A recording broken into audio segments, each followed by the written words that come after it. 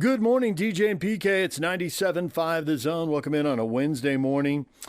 They were never going to go through the season undefeated. It wasn't going to be a perfect year. The Aggies were going to lose sometime, but they lose at home to UC San Diego. A Big West team, a league they used to dominate, a team that's done well moving up from Division III to Division II and now to Division I. And they went in and beat my Gauchos, and I talked to a guy who was at the game, who coached basketball for a long time. He's like, they're not the most talented team, and they're not the biggest team, but they're well coached, they play hard, and they don't make mistakes and beat themselves. And they didn't, and they ended up beating the Aggies 75-73. A little on the small side, but they out-rebounded the Aggies. And that was not, I think, what Utah State fans expected, but say goodbye to 11-0 and say hello to 10-1. What went wrong specifically? Well, the head coach, Jerrod Calhoun, joined Spencer Nelson and Scotty G on the post-game show, and here he is after the 75-73 loss to the Tritons. You had been telling us for, it feels like weeks now that this was going to be a problem, and this game certainly was for you guys. Yeah, I mean, I give credit where credit's due. I think they're a great basketball team. I think they're a 25-26 win team. I think they'll be a 13 seed, and they will be an absolute nightmare to play. Hopefully they get that opportunity. They're in a league probably where they have to win the conference tournament. So they, a lot of their stuff is predicated on three-point shooting. So you know how that goes in a 2 or 3 game tournament. But got to give them credit. I've told our guys for 48 hours, this is the best team. I thought they were better than Iowa. Everybody probably thought I was nuts by saying that, but when you do the work and you watch the tape, and then I also knew I wasn't going to be able to help our guys much. This is a defense where you have to be able to pass, catch, see, make plays, on your own, because it's basically our defense, right? So there's not a lot of movement. You can't create a lot of drives and a lot of leverage, and we just, we didn't make shots. That is such a great point. You articulated it. A lot of the slashing action that Mason gets. Yeah, and you're stuff, not getting it. You're not getting it tonight. He told me during the huddle, he said, Coach, let's run some of that double gap. So I said, Mason, they're playing a matchup zone. Did we not watch the last 48 hours? Yeah, you're not going to get that. One thing I felt like your guys struggled was seeing the post player tonight. Yeah. Now, Aubin dropped it a couple times in the second half, unfortunately, but I did feel like, hey, against that type of defense, being able to throw it down low, and all of a sudden the game slows down for just 1 second, but it felt like they had a hard time getting it there. Yeah, I mean, 14 assists, 14 turnovers. The sad part is we forced 17 turnovers. We just, you got to give them credit. It's a good basketball team. You look at a guy like Tate Jones, and he can just make you so frustrated because he came in averaging nearly 9 free throws a game. He ends up there 12 times tonight, but you feel like he played 28 seconds of good defense, and all of a sudden he's at the free throw line. Yeah, for 2 he free shoots throws. about 12% from 3, and he gets 20 and 6. He does it every night. I've talked to 5 coaches in the last 24, 48 hours, and he said, Coach, you're going to look at the stat sheet, and he's going to have 20 points on you. He's going to get to the rim. He's going to rebound, and sure enough, he did. So. I don't really know what to say, Scott. It's a good basketball team, man. I'm just telling you, they're very, very good. We play a little better. This would have been a great quad 2 win. So the doubt will set in here, right? We have, all of our lovely haters out there will hate on us the next 2-3 days, and we got to get back to work. It is what it is. You lost a game. You won 10 straight, and you're obviously getting ready for the gauntlet. So we can't sit around and sulk, but we certainly are not going to be happy with this outcome. I hope not. Well, let's talk about the elephant in the room here. Drake Allen, what's the early prognosis on him? Yeah, they didn't know. We'll probably know tomorrow. Probably get an X-ray on it, and hopefully there's no damage. But I thought it was just a crazy play. But that's how that kid plays. He fouls you on those steals. He tries to literally run at the ball, and he leads the country in steals, and he gets a lot of those. And there was a bad collision there, and literally Drake's shoulder was out of his socket. So I'm not sure yet. Super painful. Yeah. What one situation, though, a positive is especially that first half, Dayton Albury coming in and talk a bit about him. Hitting a couple threes. Obviously, the scouting report was let him shoot or they lost him or something. But then finishing at the rim and stuff. Talk a little bit about Dayton. Yeah, I thought he played really good. I mean, 15 and 2 and 2. I thought he was really active. We have a lot of guys that really haven't got it going yet offensively. So hopefully he's one of those guys that can. Hopefully Tucker Anderson and some of these other guys can get it going. Because, Mason and those guys had a tough game tonight. I mean, Mason didn't get enough looks from 3. He only only got 4 threes. Ian goes 2 for 11, 4-17. Yeah. We got to have other guys step up. And I thought Dayton did a great job. If we would have won the game, he would have been the hero of the game. Yeah. So you fall 2 points short or whatever it was, but if we win the game, everybody's talking about him. So there's a lot to be positive on that front. Heaven forbid you lose Drake for an extended amount of time. That's a lot of pressure on Dayton and Jordy. I mean, our point guard position, all year we've kind of done it by committee. Yeah. I mean, let's be honest. Some games certain guys play good, some don't. So those guys have kind of juggled that from the get-go. I think Jordy will certainly be ready to go. He played against Iowa and played very well. So we'll do it by committee if Drake's not able to go. Last thing, really quickly, just rebounding numbers. I mean, I talked to Scotty before the game. This was where an advantage I thought you guys had you on rebounded. it, but just some toughness and some grittiness. What do you do to challenge your guys? Yeah, just make their life miserable, Spence, like every other coach that's been here and knows what they're doing. I mean, I would have thought we would have out-rebounded these guys by 7 or 8. So you have to give UC San Diego a ton of credit for their effort on the glass. I mean, they out-rebounded us by 1. So that's a test to them because they've been even and they haven't played, the competition. So they really stepped up and made some physical plays. I would have thought we would have been able to do better in that department. There's Aggie basketball coach Jerrod Calhoun. All right, we are going to take a break. Coming up, got to switch gears and talk a little hockey. Mike Folta joining PK and I, looking ahead to the Vancouver game tonight. That conversation coming up next. Stay with us. DJ and PK, good morning. We are proudly presented by our title sponsor, Black Desert Resort, Utah's premier golf resort.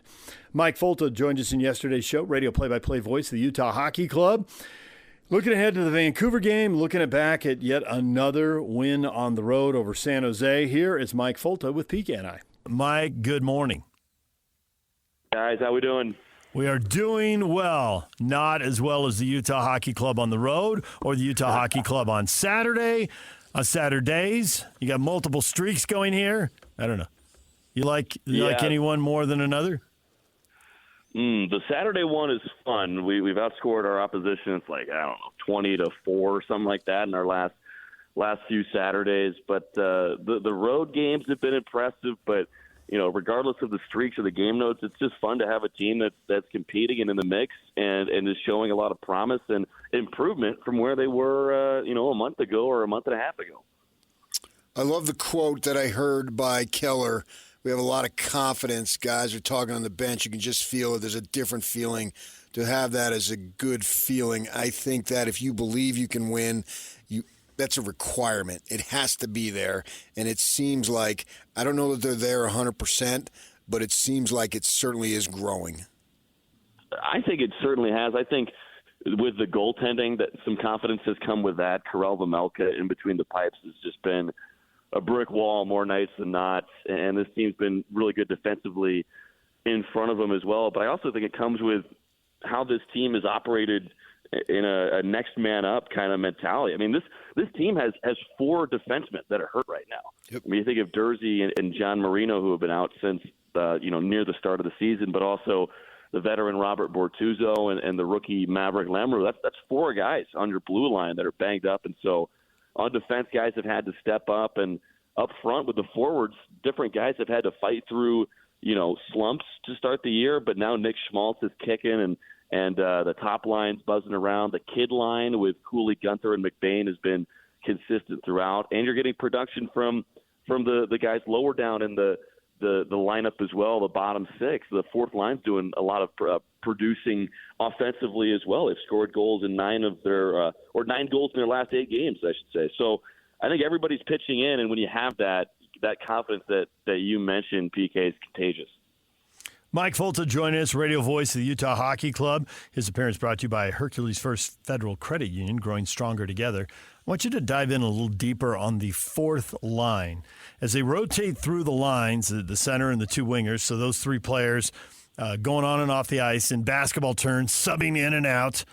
The fourth line gets skipped sometimes depending on what's going on in the game, and can they get fresher legs, and allegedly the better guys are on the first line. So the fourth line's producing. How much do they normally play in a game, and what type of production is expected out of them that now suddenly they're being held up as hey, look what these guys are doing. This is awesome. Yeah. I mean, it's hard to say exactly because it's different team to team, but usually your top forward line is going to play, maybe just under 20 minutes. So a third of the game, maybe 19 minutes or something like that out of a 60-minute game. And then that fourth line is going to play closer to, 13 to 15 minutes. And so, yeah, you're right. They do get skipped over sometimes. But also, one thing that's unique about Utah's fourth line is that you have guys like Kevin Stenlund, who won the Stanley Cup last year with the Florida Panthers, and you have Alex Kerfoot, who's probably the most versatile forward that Utah has. And one thing that these guys are really good at is winning faceoffs, first of all, and also getting the puck out of their own zone. So those two guys, Kerfoot and Stenlund, are also the Utah's two best penalty killers. So they're kind of known for being responsible defensively. But they've been getting a lot more work in their defensive zone. Like when we have a defensive zone faceoff, head coach Andre Cherney feels confident throwing that fourth line out against other teams' top lines because he knows that Kerfoot and Stenlund, there's a good chance that those guys win the puck for us and that they can get it out to neutralize or out and down the ice. But then the third ingredient to that line is Michael Carcone, who had a really tough start to the year, wasn't playing as much as he wanted and had to fight through it. And these last couple of weeks, he's been phenomenal. He has said this himself. He cheats a little bit up the ice, kind of like that kid you play with who's cherry picking a little bit sometimes, ready to, he's all the way down at the other basket in basketball or down towards the other goal in hockey or the opposite blue line. And so he'll cheat a little bit up the ice and use his speed to create chances off the rush. And that's one of the big reasons why this line has worked so well together. You have the two guys working defensively, Stenlund and Kerfoot, and then Carcone is rushing up the ice, getting that Hail Mary. Every time you say Captain Clutch, I think of I think of cereal. And Captain Crunch was my favorite. Now, if I had bananas, I wanted to have Cheerios, but just straight cereal, Captain Crunch was it. And I think of that every time you call Keller the Captain Clutch. So that goes through my mind. And that shot, probably the sturdiest cereal. No, I mean, like there's some substance to Captain Crunch. Yeah. Okay, I can buy that. Yeah. And I thought the box was cool. One of the cooler boxes on there.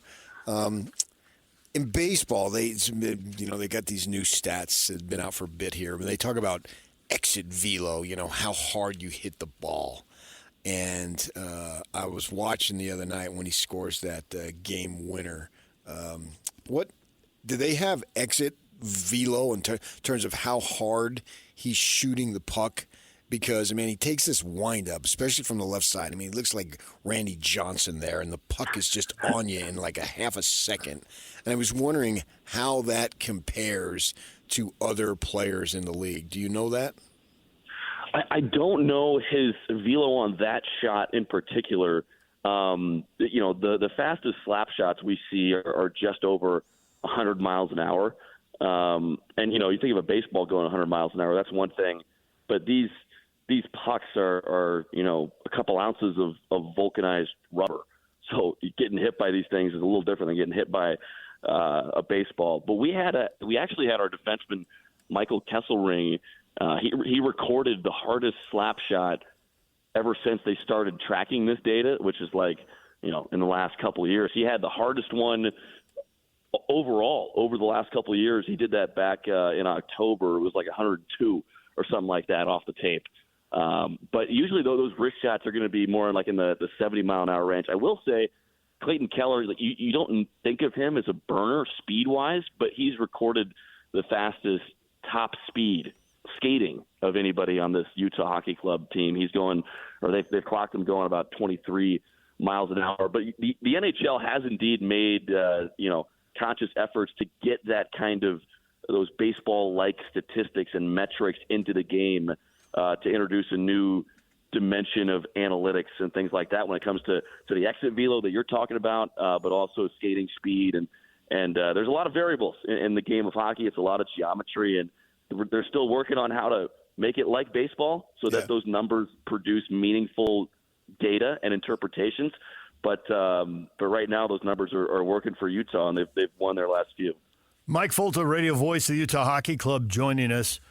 Vancouver's coming to town with the best road record in the entire National Hockey League, fourth in the Pacific Division. I'm surprised when you're that good on the road. You're not farther up in the standings, but like Utah, they've got a winning record on the road and a losing record at home. Why 10-2-1 on the road? You got any theories? Because that is spectacular and easily the best mark in the league. Yeah, it is a great mark, and it's usually the mark of a good, mature team that's able to win on the road. And when it comes to Vancouver, any success that you can attribute to them, I go back to their head coach and Rick Tocchet, who was, as a player, one of the more intense guys, was always playing with passion. And he actually recently had some really pointed words for his team. You almost never in hockey hear a coach or a player kind of call guys out. That's pretty taboo. But Rick Tocchet, who's been there for a couple of years now and helped turn the ship around in Vancouver, had some pointed remarks for his team saying that there are some guys that aren't pulling their weight right now. And there are some guys that are taking too long to get engaged in the game emotionally. And that's something that Rick Tocchet always was. He was always, as a player, engaged in the game emotionally. And so after those pretty sharp remarks, I would expect the Canucks to come out very engaged and with a lot of pace on Wednesday night under Tocchet. We saw the San Jose, I mean, you were working, so I don't know how much you saw it, but they constantly kept showing the mothers that were there. Yeah. And I thought that's really cool. Explain what this mentors thing is about, because I'm learning about it, and then you listen to the players. Sergachev had a phenomenal quote about his parents, and it really is true, how they're there doing all these things to get these kids in position to be where they are. Yeah, it's something that's come on the last several years in the NHL, and pretty much every team does it, whether it's a dad's trip, a mom's trip, a mentor's trip like Utah did. And it's just a way to give back to the people who have made such an impact in these players' lives. And, the parents or the mentors, they get to hang out with their kid on the road, but they also get to hang out with each other and meet some of the other mentors or parents in the group, which kind of brings the group together a little bit. And, Bill Armstrong, our general manager, mentioned as much when he was kind of addressing the players and the mentors, saying a team that's close-knit is going to fight for each other. And so that's another part of the agenda with this mentors trip, to bring everybody together and create that family feel. And I think the Vegas Golden Knights, I don't think they've ever lost, since their inception on when they've been on a mentors trip. It's some crazy number. They actually beat Utah when they had their dad's trip or mom's trip. I think they're 11-0-2 or something. They've never lost in regulation in front of the parents. So sometimes it can be a pretty big boost for your team. But I tell you what, when we were in Denver and San Jose, and you go down to the room and you talk to the players, everybody was in an unbelievably good mood in each of those days, having the parents around. So I think everybody has a lot of fun with it. I think what they need to do next, Pets Night. Pets Night? Yeah, PTS. Paws and pucks? Yeah. Oh, I like it, man. That was brilliant. Right off the bat, off the top of your head. Yeah. Minor league hockey experience. He's seen a promotion somewhere, haven't you? Oh, well, see, the thing is, I have seen it. I have seen it in the minors, and there's always a section that's, a little barky, right? So they don't respond sometimes super well to the goal horn. It scares the little guys. I can see where that would be a problem. That would be a problem. Hey, we already have Archie. We have Archie at the rink some nights, and I don't know if you guys have been following him. The lab that the Utah Hockey Club has taken in, working with America's vet dogs, and Archie's eventually going to go and help a serviceman or a first responder who is in need of a service animal.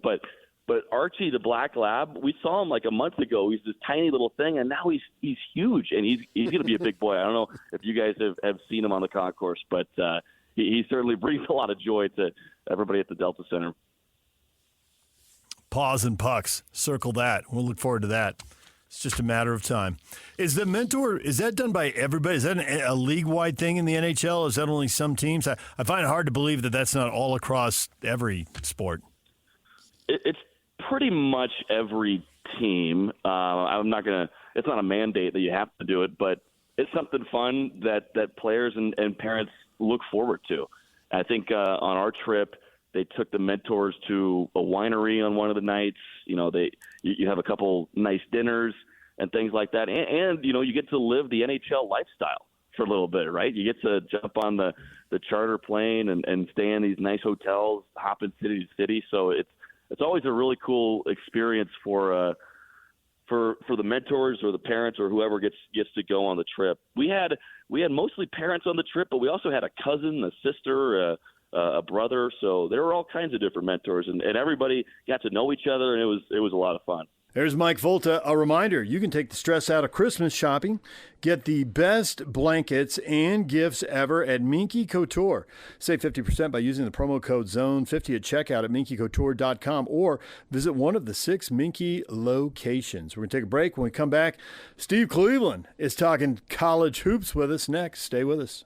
Good morning, it's DJ and PK. It's 97.5 The Zone. Steve Cleveland joins us every week to talk hoops. Of course, when he joined us, Utah State had not lost yet. So there is that. So when we talk about the Aggies and being undefeated and 10-0, well, they're now 10-1 because they got beat last night by UC San Diego. The Tritons came in and won 75-73. Actually a smaller team, but they out-rebounded the Aggies, and their zone defense really shut them down. The guards couldn't get through the lane. The slashing stuff that they do, that didn't really work. They didn't do a good job of feeding the post, and they didn't shoot the three well. So they didn't go out and score the 80 points we've seen them score so often, and they get beat. But that aside, here's Steve Cleveland talking hoops with us right here on The Zone. I'm intrigued because we just had Jerrod Calhoun on, and he was talking about get old, stay old, and certainly the new coaching staff came in at BYU and inherited guys in a program and kept, because you don't have to these days, but they did keep guys, Traore, Saunders, Nell. Those guys are all playing big minutes and have all been in the program, 3 or 4 years.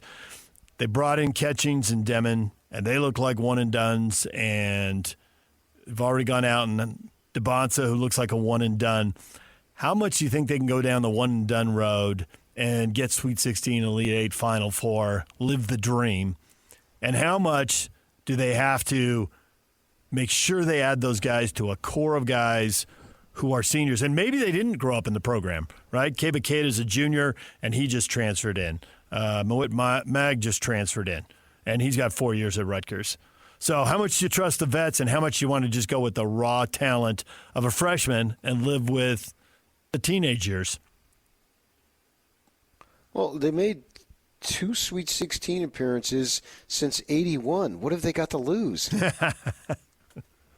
DJ PK, it's 97.5 The Zone. We're joined by Steve Cleveland. Coach, good morning. Good morning. You didn't have to deal with the transfer portal. You got out before it got crazy. But you still have friends coaching. There's teams you follow. And we are curious.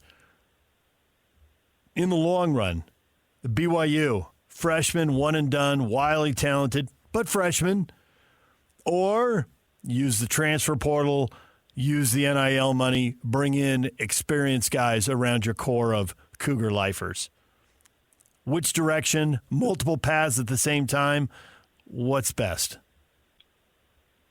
I would have loved to have coached during the transfer portal, actually. JC guy, right? Yeah. It was one of those things that I felt like, wow, I can fill in holes. Guys get hurt, going forward. So I like the transfer portal. In terms of if I were coaching today, the NIL thing is a different deal, and I guess if I was in the midst of that, I'd be all in, and hopefully have an administration that had the same mindset. But no, I like the portal. I like it a lot. Well, if you say you were coaching today, Bill Belichick's coaching today, Coach. So start dusting off the resume. What are you thinking, man? How about that? I don't follow football other than watching the big games and, following the teams we enjoy watching. But he's old like I am.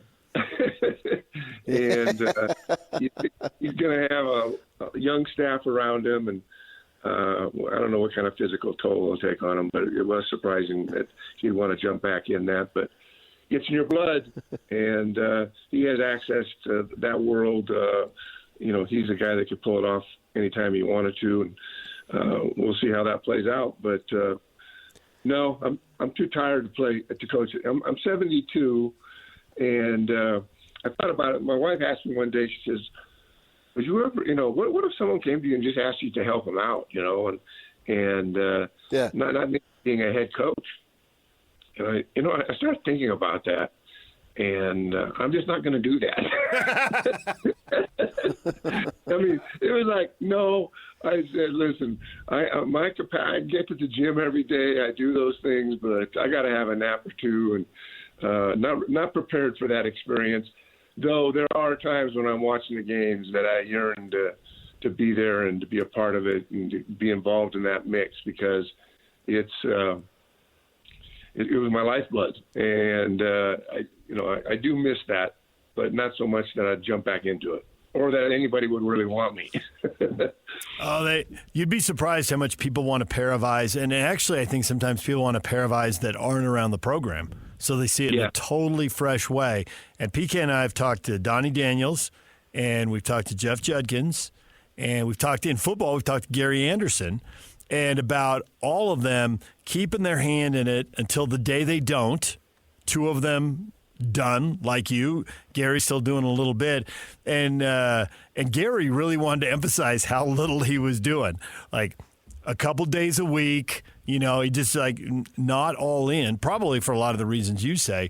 But these days the staffs are bigger than ever. So if there's a relationship and there's trust, you can kind of create your own role, even if that's watch film, type up one page, and have one phone call a week. Well, I like the two words you used, the relationship. If you have a relationship with someone and there's that trust, then there's no question that if I made that decision to do that I think I could have an impact. But I'm not needed, and no matter where it's at. But no, I'm stayed close to the game. And, we think things have changed a lot with NIL and all the portal and all those kinds of things. But those wouldn't be things I'd probably really be worrying about. But just the X's and O's and being somebody there to help and support and just another set of eyes. And then maybe the most important thing is the relationships I have with the players. Being there and knowing that my role wasn't significant, but having that relationship with players. I don't think you can do enough to make sure that your team is connected and together. Having someone that was a little bit older to help in that capacity, I think it'd be a real plus. I know you're following BYU's team, and obviously you went to the Fresno game, and you talked about how you've been at practices and all that.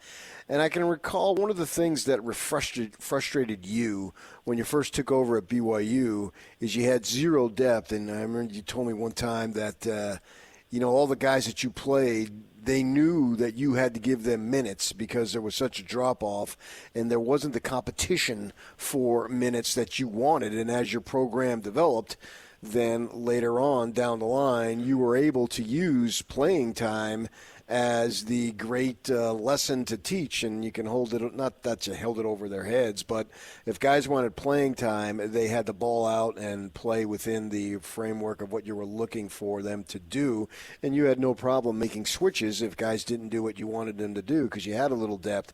It seems that BYU's got that depth right now. So if you're Kevin Young, I think that helps make your team more competitive. But as you get closer to conference play, how do you zero in on a more specific and regular rotation? Well, Yegor being down and Catchings at times has been hurt. We've had some injuries right now that have kind of impacted a game or two. I think there's a blend here. I've watched this team play quite a bit, and I think the one advantage that they do have is the depth is a positive thing. They also have really good chemistry. I've been to enough practices and enough games that there are no frowns, there's no faces, there's no disgust about coming out of games. That doesn't exist there, and not that I've seen it. Now, what's happening behind closed doors, I can't speak about, but everything that I've seen and watched is that the depth is a good thing and that guys understand their roles. And if you'd have told me at the beginning of the year that Dawson Baker would be having the kind of impact that he's having, I just wouldn't have believed it from the practices I watched. And now he's an integral key and a player. Obviously, Nell, a senior. And you've got Richie, he's injured right now. But you've got enough down hall guys that our juniors that have been there that can help. Most of their games thus far have been, pretty one-sided, except for, the loss there. And there's a few times where there's been a few situations where they didn't bring it. But I haven't seen a lot of that. And so I think this group is pretty together. I think the culture is good. I think that, Catchings has been kind of a work in progress. I think Yegor being out gives Catchings an opportunity to step up and do things. I think that, Trevin Nell is going to be there. Dawson Baker, I've been really surprised and really great to see what he's doing. Keita, I'll be honest with you, Keita and Traore, what a great combination. Rim-to-rim guy that can score in a low post. And they all seem to be pretty selfless as I watch the team. And you can tell when guys have attitudes or they're upset. I'm not there in the behind-the-scenes deal in practice when guys are getting after it and there's issues. But I just haven't seen that. And I've watched most of the games and been there to most of the games, and I've been to probably 5 or 6 practices. But it's something you have to work on as a coach. And playing time, if it becomes an issue, you've got to be really transparent with young men. And there's guys that want to play more, but that's just what it is. Once we get to this time of the year, man, those things have been taken care of. Unless it's a blowout or you guys are going to get, but the guys that are not playing a lot aren't going to get any more playing time. That thing's not going to improve. So I like the team. I think they've got good depth. They've got good chemistry, and having the experience of having Richie Saunders, Trevin Nell, Dallin Hall, coming back makes a big difference. And they can fill in and be the leadership of that team when you have a lot of young guys that some may be one-and-dones and others that are just still young. They haven't played a lot of close games here. Only one finished with a single-digit margin, the win over UC Riverside by 6. Now, that was kind of odd because Ole Miss went overtime, so it was close, and then overtime got out of hand. How much do you want to see these guys under pressure? How much will the story of the season be written in February, March when the games are bigger and there's more pressure and when inevitably they have much closer games? You've been able to figure out a lot from watching them just run up and down the floor at will on Wyoming for 2 hours. Yeah. Well, here's the deal. I think the coaches know this, and it's something that I'm probably paying a lot of attention to. But at the end of the day, the Big 12 is way different than what they've been playing, and they know that. These coaches know. They're smart. They've been around. But consistently playing, going on the road in hostile environments against really good competition, they're going to have to take it a notch up. They're going to have to play better than they've played. And not that, they've got one loss and they're playing well, but there maybe 2 losses. I can't remember exactly what their record is right now. But at the end of the day, what they've experienced in the past has prepared them, hopefully, for what they're about to endure. And the depth and the age and, having a lot of guys that are juniors and seniors in this league. I'm thinking about, you're looking at Iowa State, Cincinnati, BYU, Colorado is really solid. Everybody's about 8-2 or 8-1 or 9-1. West Virginia's been playing well. This is going to be a beast of a league, and they're going to have to bring it every night. And they'll have film and they'll have preparation, and I think they understand that. I know the coaches do, but it is a completely different circumstance and situation.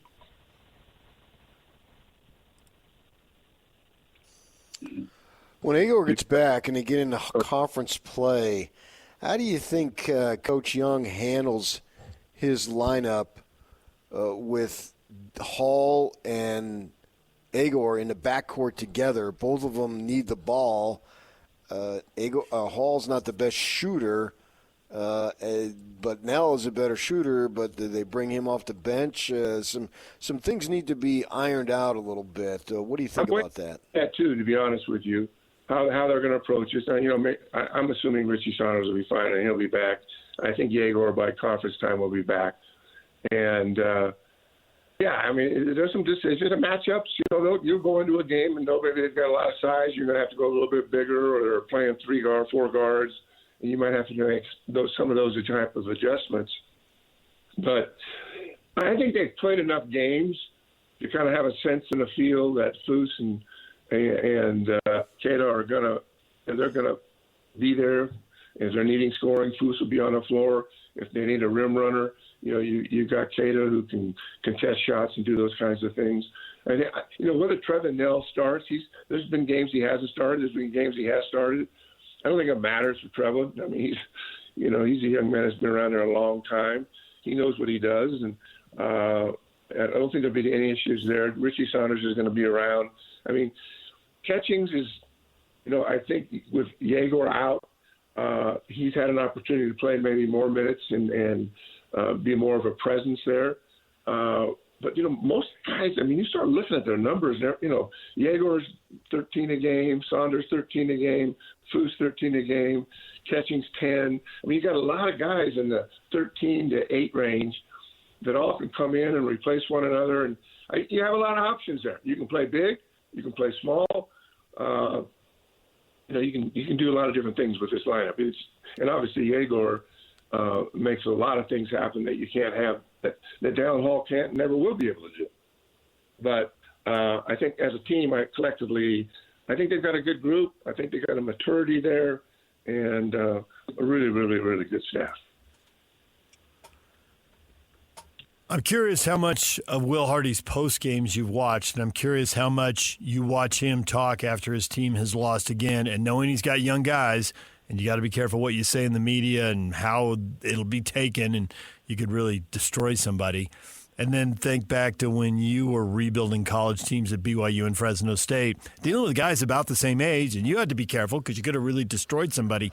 How do you stay positive and upbeat, which you have to do, but stay realistic so everybody doesn't roll their eyes because they can see the final scores?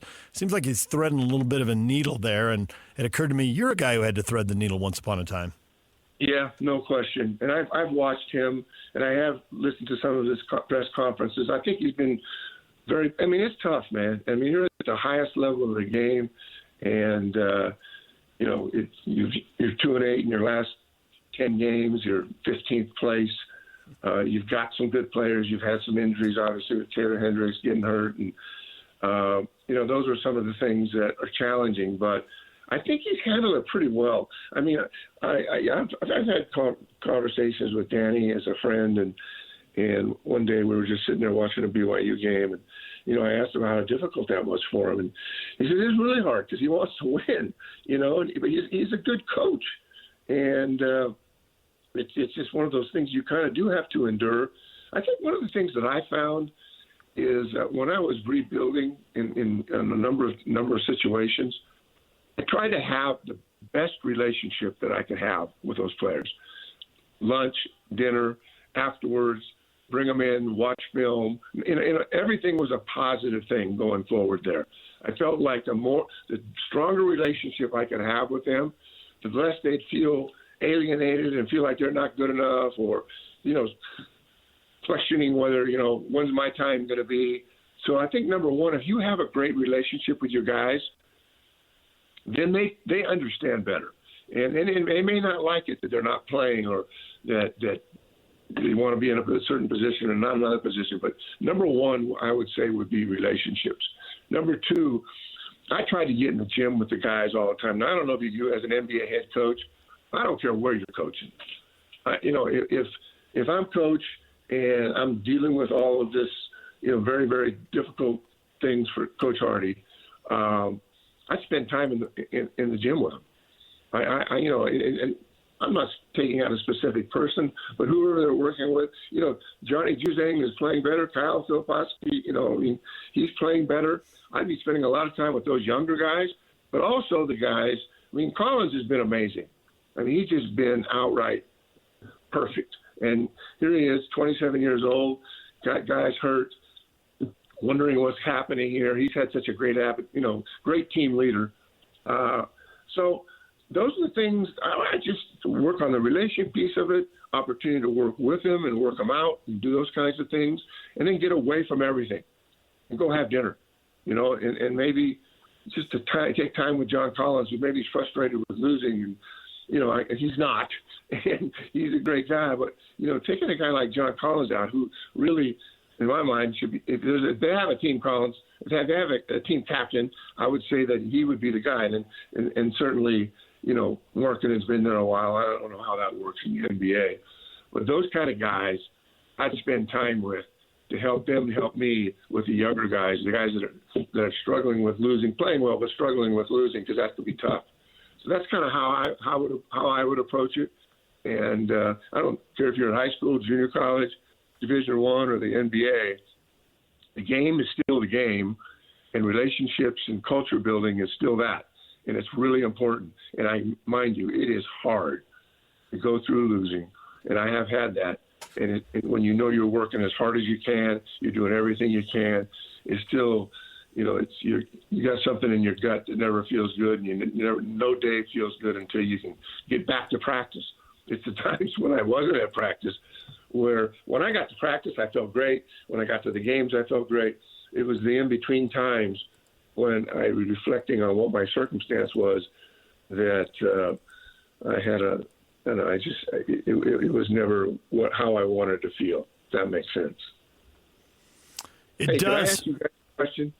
It does, yeah. You did. I mean, it's how your words are received. Depends a lot on the relationships and what have you said before to them, to their face, before you walk out there and say something, right? It might sound like, wow, I can't believe he said that. But if you already said it to the guy in the locker room, do you say it in front of the group? Do you say it to him one-on-one? All those things matter. Maybe you said it on the bench, just sitting next to him at the end of the game when they're out of the game at the end of a blowout. No, you are spot on there.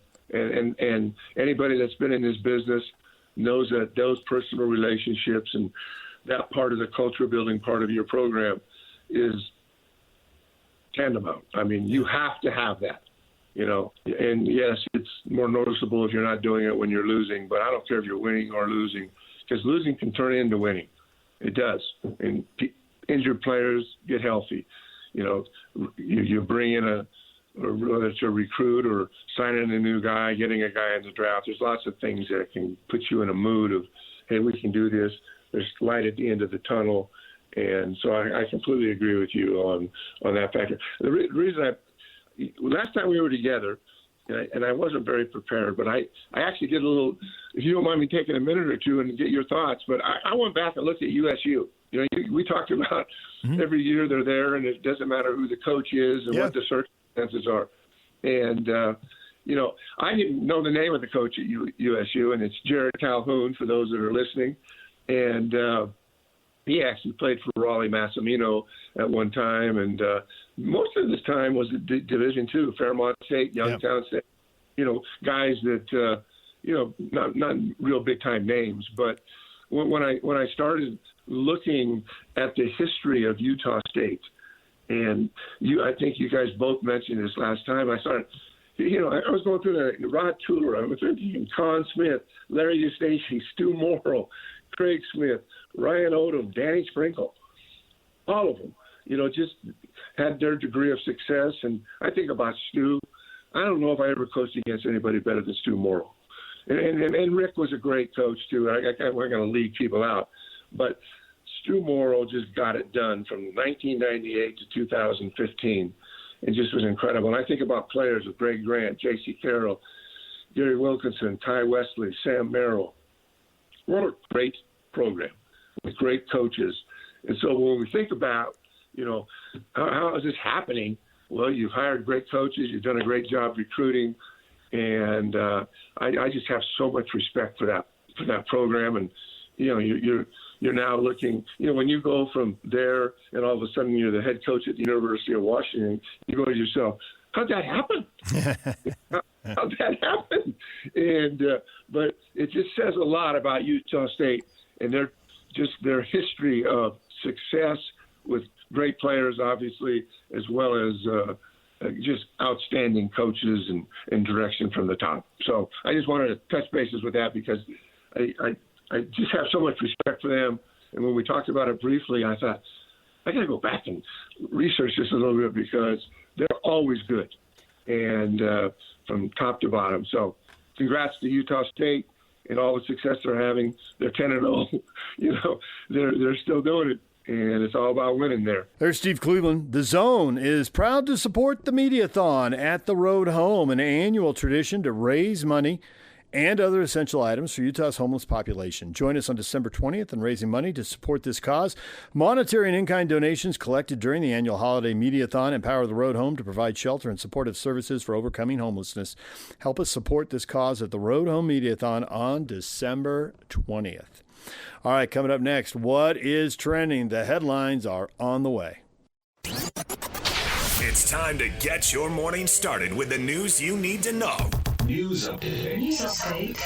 This is what's trending with DJ and PK. Hashtag NBA. Giannis with a steal. Behind the back dribble going the other way. Flings it a hand. Lillard catch and shoot three in transition. And he sticks it. Lopez on the right wing. Entry pass to Portis. Portis draws two defenders. Back out to Lopez. Lopez casts up a long three. And he splashes it through. Splash Mountain splashing down right here in the desert in Las Vegas. Pass knocked away by Connaughton. Now they pass inside Kenrich Williams. Rejected by Giannis again. He is not done yet. Third shot block by the Greek Freak. He's a bad man. Gary Trent Jr. stepping into a three on the other side as he buries it. The Milwaukee Bucks win the NBA Cup. They beat Oklahoma City 97-81.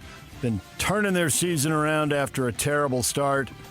Does it mean something, or is it going to be like the Lakers and have a new coach by the end of the year? Because it doesn't end up meaning anything. You talk about don't mean nothing. I feel so happy for Lillard finally getting a championship and a title. This is great, man.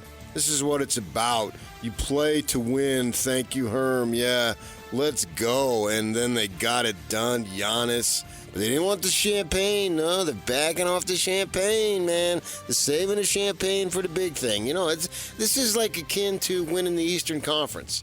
You know, it's not the whole ball of wax, but it's significant, and it's clear. You want to win the cup, you get Darvin Ham on your staff. The guy's 2 for 2. He is 2 for 2. He really understands the NBA Cup. Bucks 12-15. We'll see if they keep it going, because guess what? They're playing Cleveland Friday night. Best record in the East, right? Well, best record in the NBA. They're going to have a cup hangover, though. Oh, yeah. Who don't? That's the problem. Lakers, they don't win the cup. They probably win the NBA title, but the hangover from the cup, it lasts. It's a track record. You love to cite the past. Win the cup, have a 4 or 5 month hangover. It's hard to get over, man. That's why you need the offseason.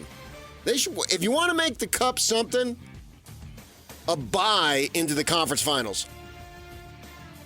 Then guys will be playing. You can take the entire rest of the season off. You want to make it something? I'm telling you, that will make it something. Cancun on 3. Everybody, we'll see you in April. Yeah. Poolside, we're out of here. Have training camp in April. Get ready to go for the postseason, and then in May. Yeah, you can. God, my gosh, Joel Embiid would be playing all the time then. The NBA announced a revamped All-Star game format, 24 All-Stars, being picked to one of 3 teams. There'd be a one-night tournament with those 3 teams and a 4th team from the Rising Stars Challenge. One night and one night only. Thank goodness. NBA Commissioner Adam Silver also says the NBA is studying the trend of more three-pointers being taken by teams across the league. The Boston Celtics are on pace to shatter the record for three-pointers attempted by one team in a season. Silver said concerns the league becoming a cookie-cutter league, where every team plays the exact same style is something they need to take seriously. Well, what are they going to do about it, though? They do. It's not so bad. Like, I went to the game the other night, last Friday, the Suns and the Jazz, and they both were making them.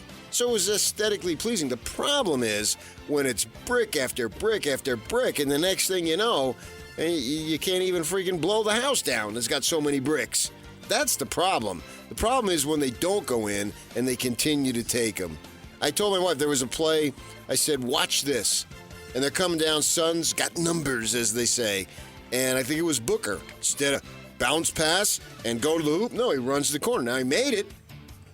That's the way they play. If the ball goes in, I don't think the fans have a problem with it. It's just, but they take too many when guys are 1 of 9, 1 of 10, and it's just not going. No matter how great of a shooter you are, you're going, especially in this league where there's a game every other day, you're traveling like crazy, your legs are jello.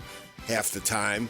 You're just not going to shoot that well. I don't care who you are consistently. That's the problem when they miss too many. But what can they do about it? You're Mr. Basketball. You've been flashing the post your whole life. You show on the screen. I mean, you get in a stance here half the time during commercials. You're Mr. Basketball. What can be done? I ask you. Oh. Well, I don't think so you it's, I don't study think, it. I already know what the findings are going to be. I don't think the three-pointers are the issue when it comes to the ratings sinking, which I think is why they're talking about this stuff. Ratings are down. Stars are missing a lot of games. Every game, every time you see a result now, before you say, wow, I can't believe this team beat that team, you got to check and make sure to see how many guys missed, especially the key guys.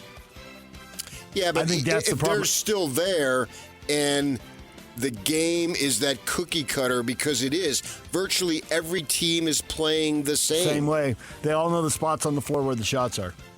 So even if they're this there. reminds me a little bit of a baseball that everyone wants to hit home runs, draw walks. They don't really care about strikeouts. But they changed the rules. They did change the rules. And right, I think but there speeding are up, rules to be changed. I don't know what rules could be changed. Can you make the court bigger and move the three-point line back and discourage teams from taking? That's a pretty radical thing. Move the bag back at first. Make the three-point shot longer. Because everyone is going to run to the corner and take that shot. They all know it's shorter. And they know they can make more of them. They've got all the numbers. But they can miss more of them, too. When it comes to the cookie cutter, I don't think you're going to stop that. Everybody runs to the corner unless you move the line and take the corner away. The problem is you've got these greyhound athletes that are superb, and you're neutering them. Believe me, I've been around neutered greyhounds. Right? I mean, they're sleek, they're long, they take these strides, and they move so just elegantly and agilely, which isn't a word, but you get the point. And now you're reducing that, and that is a problem. Agilely. Yeah, you know what I mean? You want to see more people flying to the hoop and dunking and more block shots at the rim, and you're not getting that because guys are shooting the three. Yeah, okay, every year, or not every 4 years, when they have the 100 meters and you watch it, your adrenaline pumps as soon as they get out of the gates. Well, these guys, they're not that level sprinters, but they're really, really good. But now the guards are just going from three-point line to three-point line. ESPN says 91-year-old Hubie Brown will call the final game of his broadcasting career on February 9th. His last game will come in Milwaukee, where his coaching career began back in 1972. Hubie Brown, 91, yeah, I mean, a legend. I mean, he's not one of these guys, it's awesome, baby, or he's got all these types of... shtick. Yeah, he just analyzes the game. Yeah. Frank Layden's roommate in college, Sonny Ciamillo's parishioner at St. Raphael's in West Orange, New Jersey. You may ask who Sonny Ciamillo is. I assume it's going to be your great uncle. No. Oh. My regular uncle, my mother's brother. Oh, okay. Yeah. Now, he just my grandfather. Just based on Hubie's age, I just figured I'd go back a generation. Yeah, my uncle Sonny, my mother's older brother, died a couple years ago at 99, and he was lost at sea for 5 days. You told that story. Yeah, and what you told me was that he doesn't tell that story. He didn't get any details about that. He didn't talk about it. He did not. Could you imagine that? No, I really could not. You can go on my Twitter. At the time I posted the obituary that my cousins put in the newspaper forms, and I usually delete most of my tweets, but I didn't delete that, so it's somewhere on there if you ever want to look at his obituary. But yeah, Hubie Brown went to the same parish back there east, and he's a legend in broadcasting. Yeah, legend in basketball, really. DJ and PK.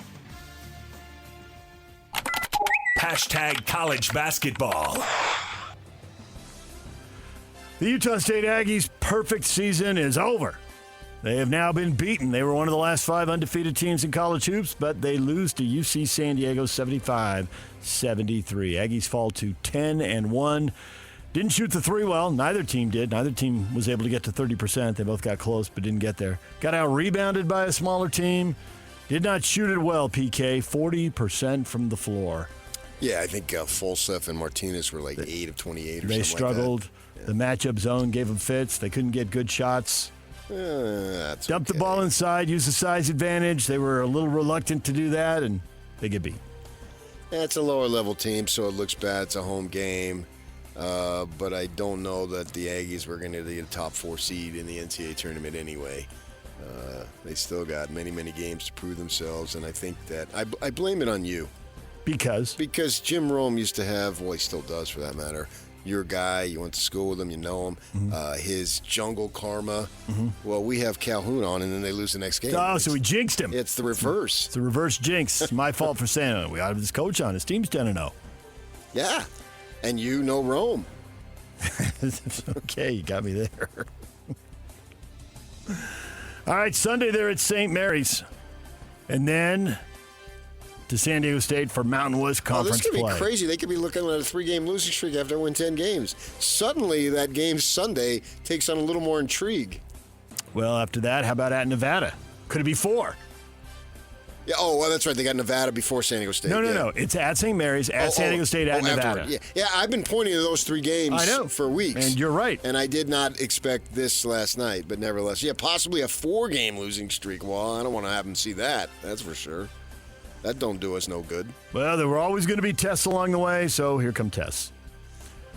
Southern Utah and UT Rio Grande Valley tonight, UVU and Idaho State, Weber State and Lincoln University. We're wrapping up non-conference play here in the next week or so, and then it's go time. DJ and PK. #NFL. You know what happens is, you win 11 in a row, and you lose, and then the sky falls. And I hate to say it, but we're not going to be able to win 11 in a row again for the rest of this season. What happens is you get used to eating filet, and I'm talking to all of us, and everything's good. Life's good, but you forgot what it was like when you had nothing and you ate your molded bread. Sometimes you got to get punched in the mouth and remember what it used to be like to really appreciate where you are. And we'll do that. We got a bad taste in our mouth. We got kicked around the other day. We lost a few guys. And you know what? It's exactly what we needed. This is exactly what we needed. That is Dan Campbell, noted tough guy, Lions coach. Moldy bread punched in the mouth. I felt like coming across the table and tackling you. He got all sorts of fired up. Yes. And you're the closest human to me. Hell, and I must take a hit. Didn't that kind of get you a little bit? It did. I had not heard the quote, but I had read it. And when I saw the moldy bread quote, I was laughing. I was like, well, that's on brand. That's hilarious. Moldy bread. Filet mignon, bleeping moldy bread. You know what they've really got going for them? They're playing Chicago next. Chicago's riding an 8-game losing streak. That ought to get Detroit going. But no room for error now. Can you win out? If they win out, they're still the number 1 seed. Talking the If Lions? they win the next 3 games. Right. The Lions would have to beat the Vikings, so that would give them separation and they win the division. And they have a better conference record than the Eagles. They didn't play, so they'd be the 1 seed. What, they lost a game and, I know, and the world is ending? Yep. I mean, this is the NFL, man. You lose games. There's just not a whole lot of difference between a lot of these teams, most of these teams. As the Chiefs, I'd say 80% there's not much difference. As the Chiefs remind us on a regular basis. Yeah.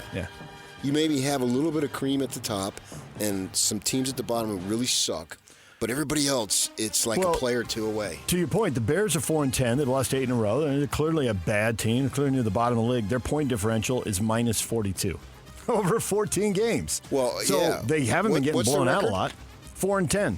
Yeah, and weren't they going to go to 5-2? They were 4-2. They gave up Washington. They gave up the Hail and Mary. They haven't won since. And it's been 2 months of losing. Yeah, that's crazy, man. That one dude was over there yapping at the fans or somebody while the play was in motion. Yep. On that play, yeah. Yep. So. All right, quarterback news. Here we go. Kansas City Chiefs coach Andy Reid expressed his full confidence in Carson Wentz as the Chiefs starter if Patrick Mahomes is unable to go with his high ankle sprain. He started in the league. He's been successful. He's got a great feel for this offense. Very smart, big arm. I like the way he carries himself. I like everything about him. He should be starting in this league somewhere. So he's a heck of a player. Andy really talking him up. Well, I don't know that he's a heck of a player, but he's a proven commodity in the league, at least to where it's not going to be so wide-eyed and like I can't do this type of thing. He has been in the league for a number of years, and I believe he can win a game for you. I don't know about, the postseason and winning the Super Bowl, although we've seen backups take their teams to the Super Bowl. If Nick Foles can do it, why can't Carson Wentz? Who was the guy? Ironically, they're tied together with Philadelphia. Under Parcells, they had a guy. I can see his face when Phil Simms went down. Remember that quarterback? Yes. Rutledge, Hostetler. Old names from the East. Was it Hostetler? No. Phil Simms. Yeah, it might have been Jeff Hostetler. Yeah. Might have been Jeff Hostetler with the mustache. Yeah. And this guy that is akin to Wentz. Been in the league. Played a little bit. Let's go get it done. Yeah. And did the Colts, I remember reading, was it the early 70s, late 60s?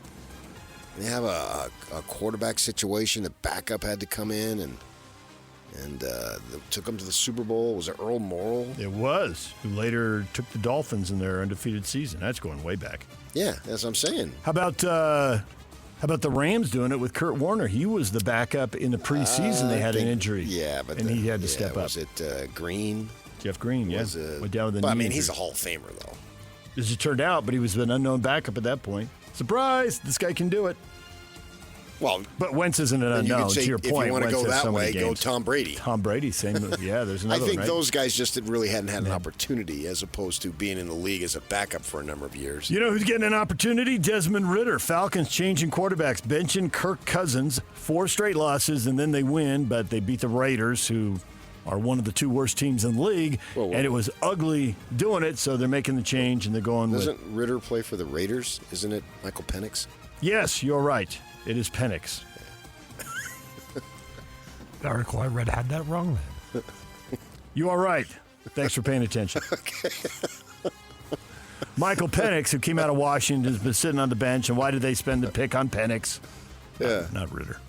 Now, the reason why I know that is I was flicking around Monday and saw Ridder play for the Raiders. Yeah, he was playing for the Raiders. That's how that got mangled.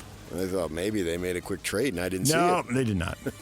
Cleveland's going to start the former UCLA Bruin Dorian Thompson-Robinson at quarterback this week. They bench Jameis Winston. Titans are benching Will Levis for Mason Rudolph. Mason Rudolph, man. This is the season. I would cut him loose. In fact, if I'm those guys, I would say, run, Rudolph. Moving along, the Washington Commanders could return to the nation's capital and their old stomping grounds. Jealous because you didn't think of it. And their old stomping grounds, thanks to a provision added to a spending bill. The provision would transfer control of the land where RFK Stadium resides from the federal government to the District of Columbia and allow the team and local authorities to build a new stadium there. Because we're late in December now, so if he gets hurt, it don't really matter. So I would just enforce, run, Rudolph. In fact, if I'm an announcer and he takes off, if I'm the analyst... You've got to go with it. You have to. That would be right up there. Run, Rudolph. I've seen it all. Yeah, right. There's going to be a play where he's going to escape. He doesn't even have to go past the line of scrimmage. If he just feels the pressure from his blind side and he's running towards the sideline, run, Rudolph. 'Tis the season. Well, he can, let's say he scores a touchdown. He can just finish up. Santa's coming to town because that's the last game before Christmas for the team. So. Yeah, this is all set up. I'm going to keep my eye on him. Who's he play for? Tennessee Titans. I know, just kidding. DJ and PK. #college football. Michael Vick is the new head coach of Norfolk State. Vick's hometown of Newport News, Virginia, is 20 miles from Norfolk's campus. Takes over a team that went 4-8 this past season. Move over, Dion. We've got Michael Vick, who in his heyday was an extremely exciting player. I mean, he was really fun to watch. I don't know if he can coach, but now he's got this opportunity there in his home area, so we'll see what he can do. Haven't heard much about Norfolk State. I don't know what kind of resources they got. The area is known for producing a lot of quality players. Norfolk's a historically black college. Yes, it is. And he's a hometown guy. You mentioned Newport News, 20 miles away. He should be able to recruit that area pretty heavily. My mother-in-law's sister lived there.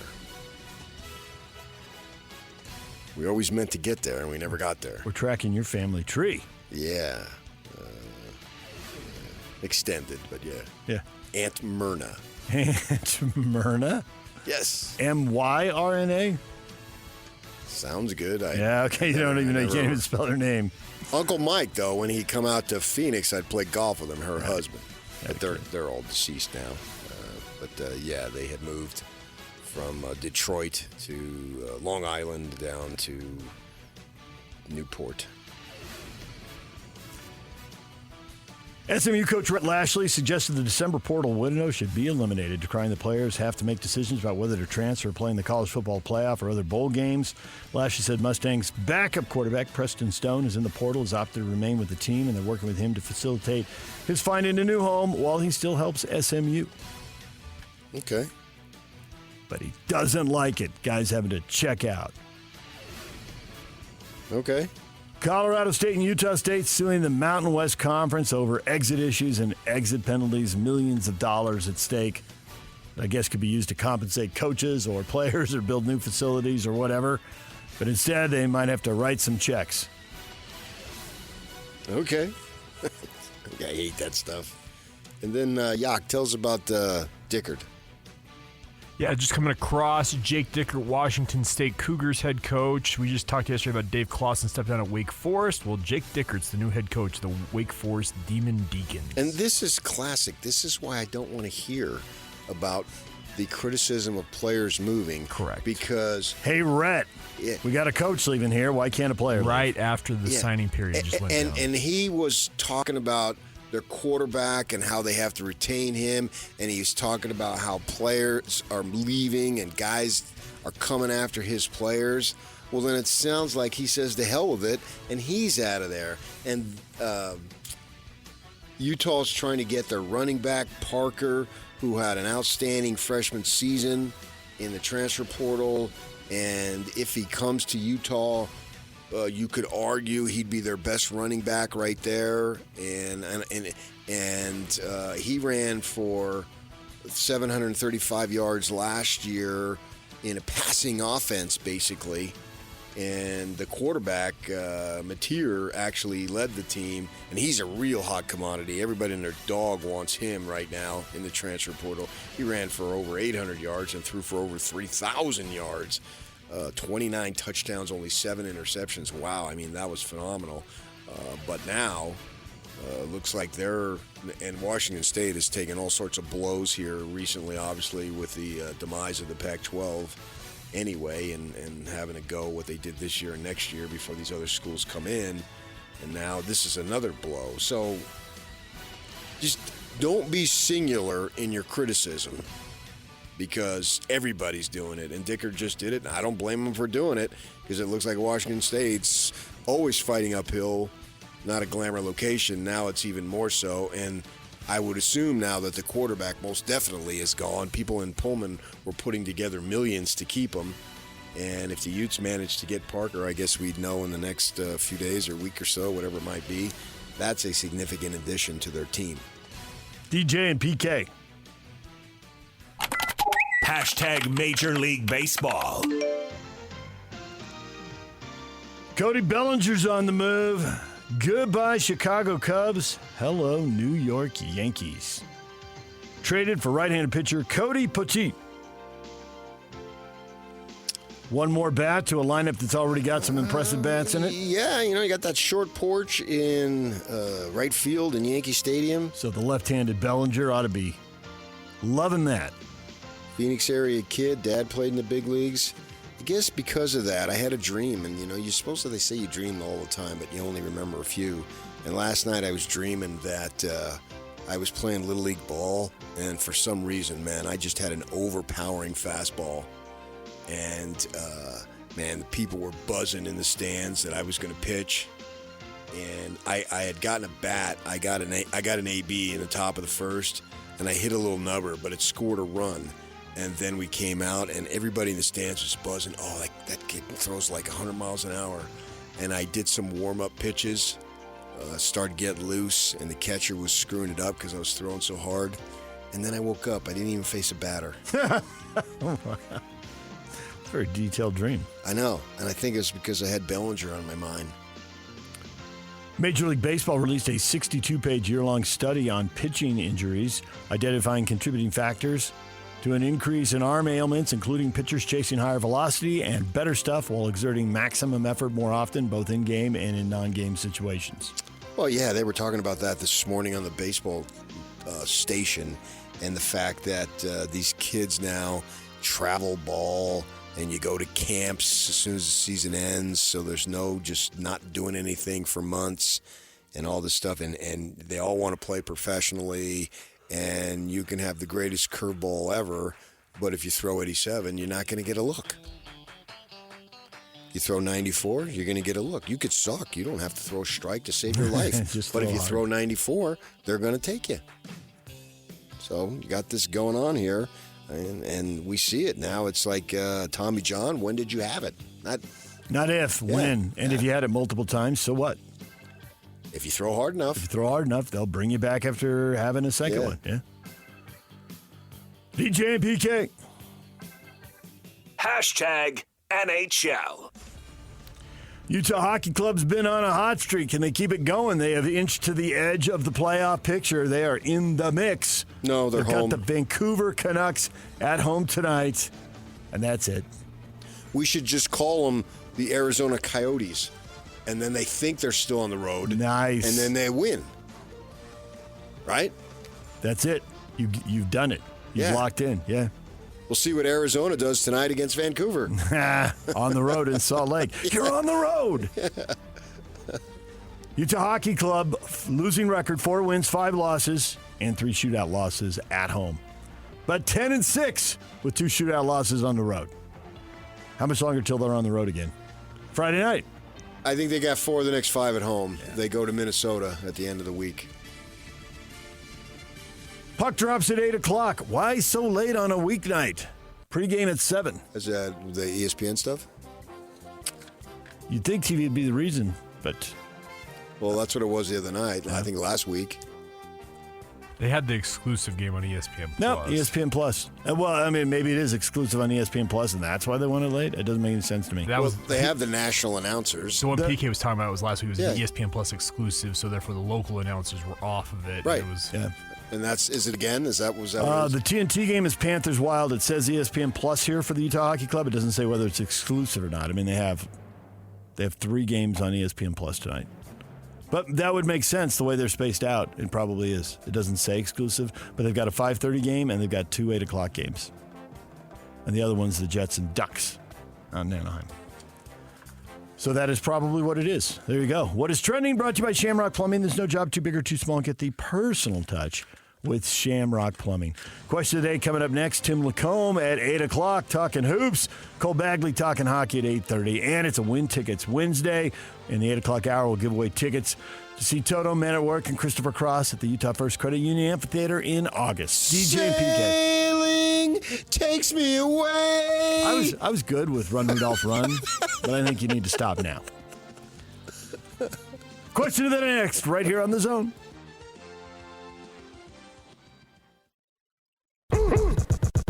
Ladies and gentlemen, may I present... This is JJ and Alex. College football, where it was with geographical conferences, was better. I hate an 18-team Big Ten that features Oregon and Washington playing on the Big Ten network. That makes no damn sense. Oh, of course. None. No. So what are we doing here? And then you got the situation where Indiana doesn't have a good win on their schedule, but they make the college football playoff because they don't play everybody in their conference. How can you be the champion of a conference if you only played half the teams in your conference? Right. What are we doing? I don't like it, but you embrace what it is. You embrace the chaos. It's entertaining one way or the other, but I'd prefer it to be the way it was as opposed to where it is right now in 2024. The athletic director for Alabama said, well, now you forced us into reconsidering what we're going to do with our non-conference schedule. Everybody from Alabama, just take a seat, man. Catch JJ and Alex afternoons from 3 to 6. Presented by G2G Bars on 97.5, the KSL Sports Zone.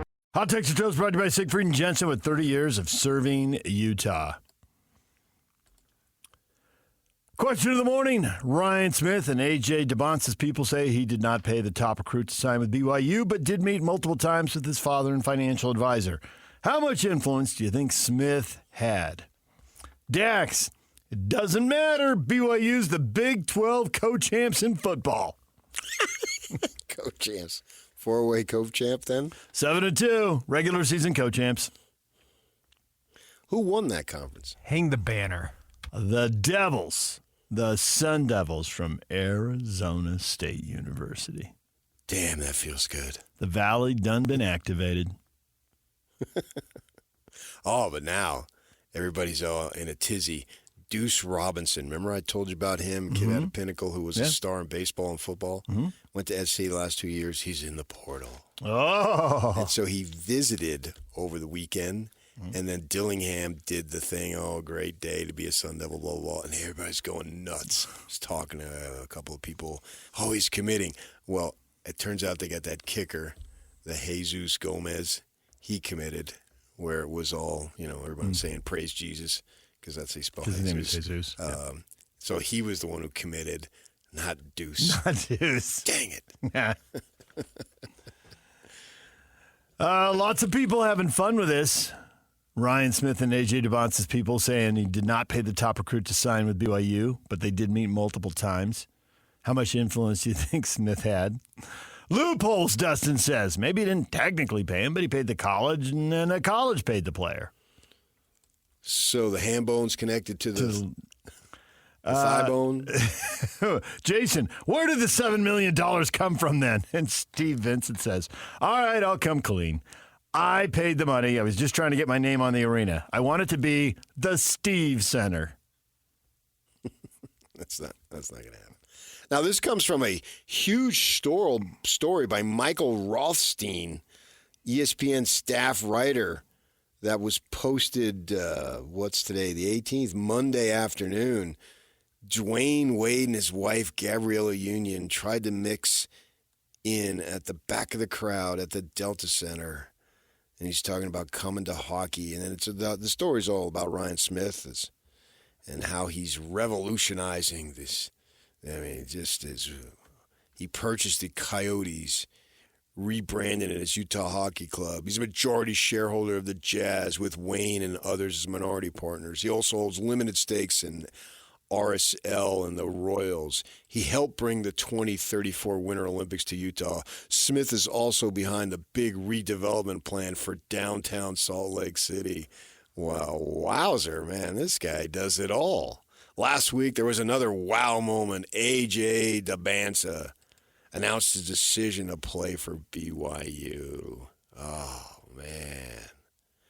This guy is something. Smith's desire for him to choose BYU is evident. He met twice with the teen's father and financial advisor, Leonard Armato. Armato said one of the meetings was at Smith's office in Provo, Utah, and lasted about an hour. Ho, ho, ho. Hatback, man, he's pulling all the strings. Move aside, Governor Cox. Hatback billionaire is doing his thing, man. He's developed an image as the transformational engineer, upgrading the state's sports profile. He is a transformational engineer. Add it to the resume.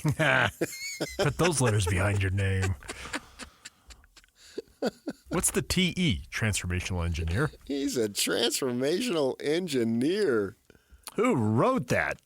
John, I just told you. That's some writing right there. Oh, that's. You ever label anybody a transformational engineer? I'm not that good. Okay. No, as everybody at the Tribune told me for years. Michael Rothstein. No, I'm the son of a janitor, and this guy's a transformational engineer. There's a big difference there. My father dropped out of high school to get money for his family. Here, this guy sold call checks for $8 billion. We don't run in the same circles. Not really. That's why when I hear how much influence do you think Smith have, I don't think about these meetings or that profile or anything. I just think about watching a West Coast Conference tournament years ago, and they would take a shot during a timeout, and there'd be Tom Holmoe and Danny Ainge and Ryan Smith sitting up in the bleachers or in the seats somewhere away from everybody. At the Orleans Arena, is that what you're talking about? Yeah. So do I think he has influence? Yes, I do. If it's you and Danny Ainge and Tom Holmoe sitting there watching a game, and I see you on BYU TV multiple times, different games, different years, yeah, I think you have influence. I don't see how you don't. He plays early morning ball at the Marriott Center. We've heard that before. Yeah. With NCAA steals leader John Linehan, who's on the staff, and all-time BYU leading scorer Tyler Hawes, who's a listener of the show. He told me. Hi, Tyler. What up? Yeah? Well, I watched Tyler on TV. How about that? Smith can still dunk Noted and BYU handle TV the analyst. ball as a point guard. How about that? He can still dunk. Nice. Basically, I want to know, what can he do? Fly. Flap his wings and fly. Can't do He that. can make one call and have 14 private jets ready to go. Well, you got me there. So how much influence do you think that because he says that, and he went on Twitter, says he didn't do anything. He didn't give him a dime. Not one penny. Mike, the BYU portion of that $7 million is from the Royal Blue Collective, and there are over 300 people who contribute to that. Not him, though. Well, once money goes into a collective, how do you know whose dollar it is? So you call him a liar? He's put no money into the collective? No, I think the insinuation is that he just paid him to come here, and I think they're saying, no, he didn't write him a check and pay him to come here. The Royal Blue Collective did. And I do think but I have no idea 300 people. I'll take them at face value. But a lot of people, yeah. That's what all these collectives have been. That's what all these schools are building. Yeah. So you're trying to logic it out again. Who knew? It's been working for decades. I don't see any reason to change now. Neither do I, man. I mean, you're loaded. Scott, it wasn't $7 million. Not even close to that amount. Actually, Scott, I think it was really close to that amount. Why do BYU fans get so defensive on that? I don't know. Mike, I think that may include money from places like Red Bull. Mike, I think you're right. I have it on very good authority that Red Bull and Nike are part of that equation. He's got it on very good authority. I have no authority. You have authority. You know this. He tweeted out, some guy named Teddy Farron went after and said, thanks, Ryan Coltrix, at Ryan Coltrix, I'm trying to say. BYU's going to a whole no level with you making it happen. And he said, miss you, brother. So apparently knows him. Love the passion, but FYI, can't take credit. I'm not the donor here. Outside of buying tickets to BYU games, I didn't give any money to bring AJ to BYU. Got to give credit where credit is due, and this is all about Kevin Young and the environment and blah, blah, blah. So you are disputing Ryan Smith, who says he didn't give any money. You say he did. There's lots of ways to give money. You said he did. Yep. You're saying this is not true. When you buy outside of buying tickets, so are you buying the tickets from the collective then? Is the collective buying tickets from the school? I don't want to be, what is that term? The forensic financial accountant? Is that what they call it? I don't know. I'm a transformational engineer, so I don't know what you're talking about. Okay, fine. You can go into forensics. Or a forensic auditor? Whatever you want to be. Forensic auditor, yeah. I'm not going to do that.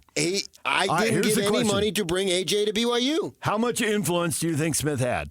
I think he had a lot. I think he has a lot of influence. I think you can laugh about transformational engineer because that's funny. I cry. That sounds awesome. I don't laugh. I cry. Why didn't I major at that at ASU? They got the Ira Fulton School of Engineering just like they do up here. It's the Fulton School of Engineering down there in Tempe. You just wanted to say Ira Fulton. You just wanted to say Ira. Isn't it Ira M? I don't know his middle name. I think they put the initial in if it's M, it stands for money, but I don't know. The Ira money. Well, it does have a lot of money. I love this job. So, how much influence do you think Smith had? You think he had a little? You think he had a lot? I want a break. I can't talk now. You can too. I'll talk on the other side. DJ and PK, it's 97.5 The Zone. This is Jake Scott and Ben Anderson.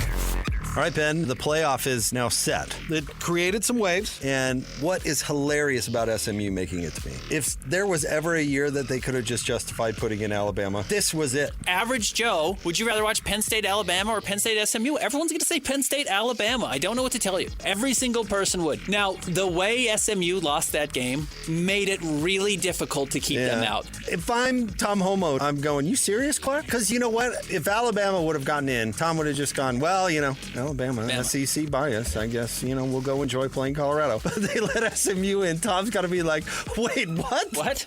You mean the team we beat on the road? Her? You mean that? Yeah. You mean that team? Yeah. What? You serious, Clark? Hear Jake Scott and Ben Anderson every day from 10 to noon on 97.5 The KSL Sports Zone. Yock's breaking the rules. The band of the day today is a collection of Christmas music hits. Love this song. It's a good one. It's brought to you by Live Nation. For all the live concerts events in 2024, check out livenation.com. I think I just change it to artists or artists of the day, and then you're good to go. See? So if you have a solo artist of the day, it's good to go. Boom. We solved that problem. Question of the morning, Ryan Smith and AJ DeBon says people say he did not pay the top recruit to sign with BYU, but did meet multiple times with his father and financial advisor. How much influence do you think Smith had? Yeah, I think he had influence. There's no problem with that. He has influence on everything. I mean, what doesn't he have influence on? He has influence on everything that he wants to have influence on. If you've got the cash, you're the king. So if you want to have influence on the NBA team, check. The NHL team, check. Money gives you power. Rebuilding and organizing downtown, check. BYU basketball, check. Yeah. The RSL soccer, check. How many games you want to go to? Where do you want to go? And you're a financial guy, and it's interesting that you kept saying check. Check. Not bingo, but check. Check. Yeah, because you're talking money. You roll in money. It's actually checking boxes, but it works. No, yeah. Paycheck is why I live in Utah. Right. Again, it boils down to that. Mm-hmm. There it is. Paycheck is why I live. $600,000? 600,000. Wow. Yeah. Doesn't even excite me. 600,000. It actually did. Left me borderline speechless. All I could get out was. No, that's not. That's your definition of speechless? Oh, my goodness. I'd hate to see what happened if you won the lottery or something. If that's your definition of speechless. Oh, my goodness. I'm speechless. It's a Dan and Shay song.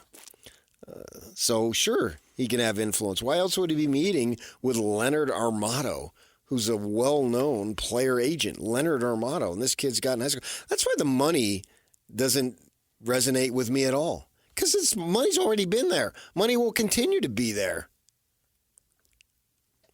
This thing is about Kevin Young. Hatback Billionaire is dead on when he says this. DeBanza chose because of Kevin Young. It's not the money. There were 4 schools that met the threshold, and that word comes from his camp, apparently. Threshold? Threshold. They made up a word? They used a word that already existed. Well, I thought, you said it comes from his camp. I thought it came from the dictionary. It did come from the dictionary to describe this situation.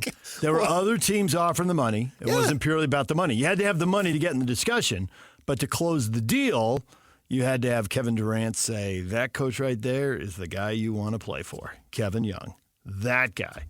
I'm Kevin Durant, and I believe in that guy. And that carried a lot of weight. For a skinny guy. As you would expect. Kevin Durant's ironic. Right? Yeah. From one wildly talented skinny basketball player to another wildly talented skinny basketball player, that's the guy. Yeah.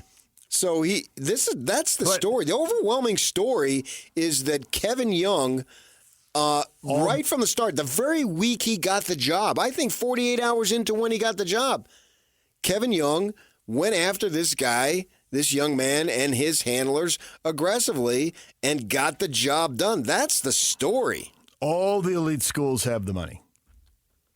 And BYU apparently is an elite school. Kansas had no problem ponying it up. They've had no problem for about 30 years. North Carolina had no problem ponying it up. About 30 years. Alabama had no problem ponying it up. Yeah, duh. Join Hans and Scotty Thursday from noon to 3 at Minky Couture in Layton, 1782 Woodland Park Drive. Minky's got you covered this holiday season. The original luxury blanket company, minkycouture.com. Tim LaComb, talking hoops. Next, stay with us. Nominate the youth sports volunteer that you know personally for the prestigious Hercules Hero of the Week. You can submit your nomination at KSLSports.com/contest and listen every Thursday afternoon to our guys, JJ and Alex, for the winner. Help us celebrate the efforts of those volunteers making an impact with the Hercules Hero of the Week, sponsored by Hercules First Federal Credit Union and Beehive Meals. Without any fears. And so this is Christmas. DJ and PK, it's 97.5 The Zone. Time to bring in Tim LaComb, Utah Jazz radio analyst for SEG Media. Tim, good morning. Your ability to just block out what's going on in the room is impressive. You see him block out on free throws, man. Oh, he ain't better there. High elbows. High elbows, get a low base. Thank you. Don't let yourself get pushed under the hoop. Man, you know basketball. I'm not. Tim, goodbye. I'm letting him handle it because I'm out of my league and I know it. Hey, you brought up the block out. Well, yeah, it's just Majerus It's a team game. You brought up the concept, and we finished it. So, yeah, somebody's got to set the screen. Right. That's I'm just a reverse the ball kind of guy. Blocker screener, as Majerus used to say. Yes, he would block out the sun. Let me tell you that. When you watch Will Hardy in the postgame talk about his team after a 30 or 40 point loss, and no, he's out there trying to tell the truth, but he's also out there trying not to blast his guys. Is that the most difficult part of his night? Definitely one of them. I think the other one is just trying to keep everything afloat. We've talked about it a lot, but since he's gotten here, there has been a whole lot of change, and he's kind of the one standing there representing on game night the Utah Jazz. And so I think it's been a rough existence so far for Will. I mean, he knew what he was getting into, but it can't be easy, especially on a night like that. I mean, I think the Clippers game, all told, I think that was probably as bad as I've seen the Jazz play this year. Just could not muster the energy required. And the Clippers had lost 3 in a row and were pretty watered down. And so it was tough. I mean, that game was out of hand a few minutes in. You know what it reminds me of? When all the rumors that summer that BYU was going independent after Utah got the Pac-12 invitation, and it came time for training camp, and every day Bronco Mendenhall had to answer toward the team going in the independent route, which obviously it did. And meanwhile, the people who were making decision were sitting up in their offices, and they didn't have to answer for it on a day-to-day basis. And those were the days, not like now. You have practices that are open and media availability is every day. And so Bronco Mendenhall had to answer for it literally every freaking day in that August before they ended up towards the end of the month making the decision. And I think it grew on him a little bit. But I think Will Hardy understands the situation. And in a weird way, because of the situation, he may never have more job security than he has right now. Yeah, there's some truth in that. And I think also, Will's able to do what every coach wants to do, and that's tinker and experiment. And a lot of times if you've got a team that's got a really kind of razor thin line for the playoffs, you can't really do that. In this case, he's been able to move guys around. I think John Collins is a perfect example, and he mentioned John in the post game versus the Clippers and just how good John has been. But he talked about last year and the fact that, he, as a veteran, he just kind of assumed John would find his way. and that he didn't spend enough time with him or spend enough time figuring out how John can really help his team. And, so I think it's things like that. You've got the ability to almost kind of spend time with every guy, spend time on their game, figure out how to, get them in the best possible situation. That's what a coach is all about. But I think Will's really taken that to heart. Seeing his mentorship really changed Colin Sexton's game over a couple-year period. Colin came and he was a Ferrari, and as David Locke will say at times, that forgot the basketball on a drive or something. Like, Colin has really tightened everything down. His numbers are incredible. John's another guy. I mean, John's a 50, 40, 90 guy as we speak right now, shooting 50% from the field, over 40 from three, and 90 plus from the line, and that's rare. So I think that is one of the benefits in a difficult time. A development season really can be a development season for the guys and for the coaches, because they're the ones, like you say, that are out there on the front lines every day, not only in games, but practice and everything else. John Collins had shot a career-best 40% during the 2019-2020 season. He only played 41 games that year. And then the number started dropping. His last year in Atlanta, he was only shooting 29% from three. It's now up to 43.5%. That is one of the league's sharpshooters. You get to that number, you're in rarefied air. Is it the shots he's choosing? Has he changed something about his shot? What have you noticed? Well, and, Will kind of alluded to that. I mean, most of the time, John played as a spacing guy, spaced off the ball. I just think they've got him more involved in a lot of different action. And so he's getting a different variety of threes. But then I also believe, to my point about Colin, when John first got here, there were a lot of moving parts. There are a lot of moving parts right now. But the one thing I do feel like is there were a couple guys who really kind of turned the screw one rotation. A guy like Sexton, who's just made more out of what he has, and there's guys like that, and I think that has lent itself to John, figuring out a way over a couple of years to fit in. I was one of those people. I mean, there were a lot of people when the Jazz drafted John that said, "Oh man, 29%." I knew that was, like, obviously you just look at his numbers and that was a career low. But in the way he was getting them, he's playing with Trae Young, and Trae Young, while being a great passer, is definitely a shot-first guy. I mean, his passes come more like he jumps up in the air, two guys come to him, and he dumps it. John needed to be able to be in a more organic spot. And so now you see him getting the ball with a guy closing to him hard because he's 43%.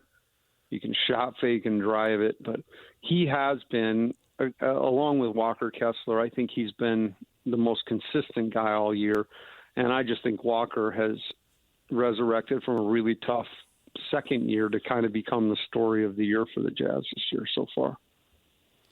Yeah, I would agree with that. I think the improvement has been very good. And you talk about the young guys, and I'm wondering, the young guys, and you should include Kessler into that, how much is the fact that he is the oldest of the young guys is playing into his ability, meaning, all right, he's got in this third season, so he's got a little footing underneath him.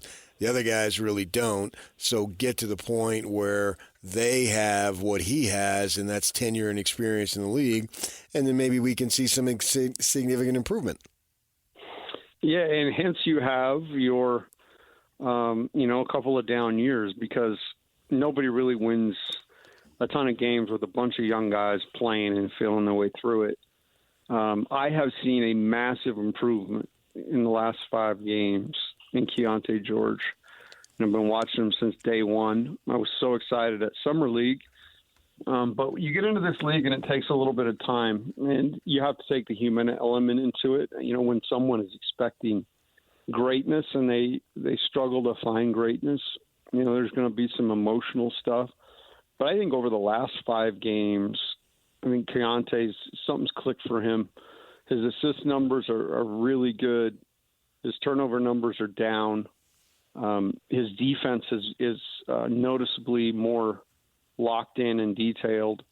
And so, yeah, I mean, that's what you're hoping for every guy. At a certain point, that light turns on, and it doesn't mean the light's going to stay on. We saw Walker have an incredible rookie season, and then his sophomore year was really up and down and struggle.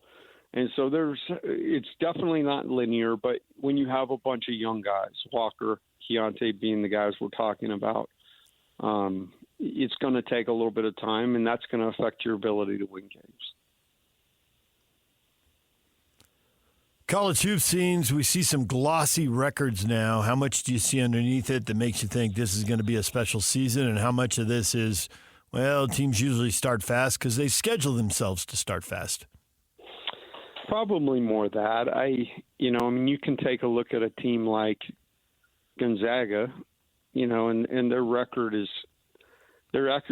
pretty true because they've gone out and really tested themselves. And then you take a bunch of teams who have, let's say Kentucky. Kentucky's beat Duke and Gonzaga, and then the rest of their games have been against paper. And so I think you have to figure out, once you get into the league, who everybody is, because everybody has to schedule. Everybody does schedule so differently. I mean, the SEC teams aren't going to schedule crazy because they've got, a different conference situation. So I think the cream is definitely rising to the top. I think you see who the premier players are, but that will all get refined in league season. I used to talk about 3 seasons pre, which is all this, and then league, and then post. And each little step of that gets more and more difficult. The league part is an absolute crazy time because everybody knows every move, and you're just trying to survive. And then once you get to the postseason, there's almost some freedom because nobody knows you as well. I mean, they got the tape, but it's almost like you get out of conference jail and get to go play hoop. So a lot of hoop in front of us. But I like what I see. I think there are some really good teams out there, and we've got some good local teams. I know Utah State took a loss last night. Somewhat surprising, but UC San Diego is actually a really good team this year. But that was a tough one for them. Utah's, they're hanging in there. Had a big win last night against Florida A&M, and then BYU will play that same team here in a little bit. The Cougars, I'm wondering what is going to be their go-to lineup, because obviously they're going to have a bunch of tough games when they get into conference. And, Kevin Young using this time, you've got, I think you got over 10 guys that are averaging at least 10 minutes a game here. And so he might have to tighten it up. And you look at their stats, and 2 things jump out at me. 2 guys, catching, shooting 37%. And same thing with Hall, basically 36.8, so it's basically 37%. Can those 2 guys be on the floor together? What do you think as far as their lineup goes? Well, they've got a lot of versatility. I know when Saunders got knocked out of the game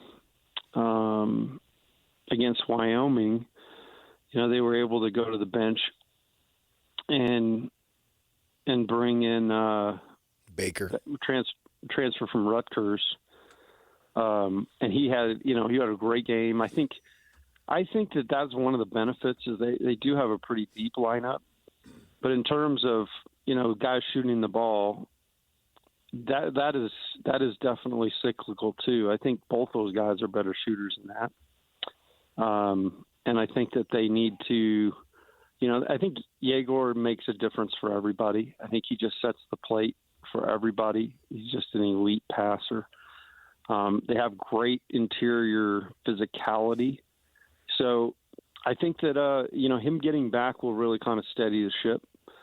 But I've been impressed with the way those guys have played. That Providence game was really rough. Anytime we traveled 2 time zones, we used to call them the 2 time zone game. That's hard. But they definitely got jumped there in that game. I don't think that's indicative of who they are. But I like their talent. I like their versatility. The Big 12 is going to be really interesting to see how Kevin and crew navigate that in year one. Is the league loaded? Have you watched a lot of the other teams? Because for all the excitement and all the hype around the Cougars, they're basically being talked of as a middle-of-the-league team. Well, Big 12 is a great year in and year out. I do believe last year was an exception. I think last year the Big 12 was considerably down. I think the postseason would show that. I think the draft picks that came out of the Big 12 would show that last year a little bit. But I do think it's a little better now. I think BYU can find their way, however. If they can get on a hot streak and really kind of use the Merit Center as it's always been as a real home court advantage that nobody wins in. If you could figure out a way to really make that a fortress, I think they got a good chance to repeat, what they did last year or even better.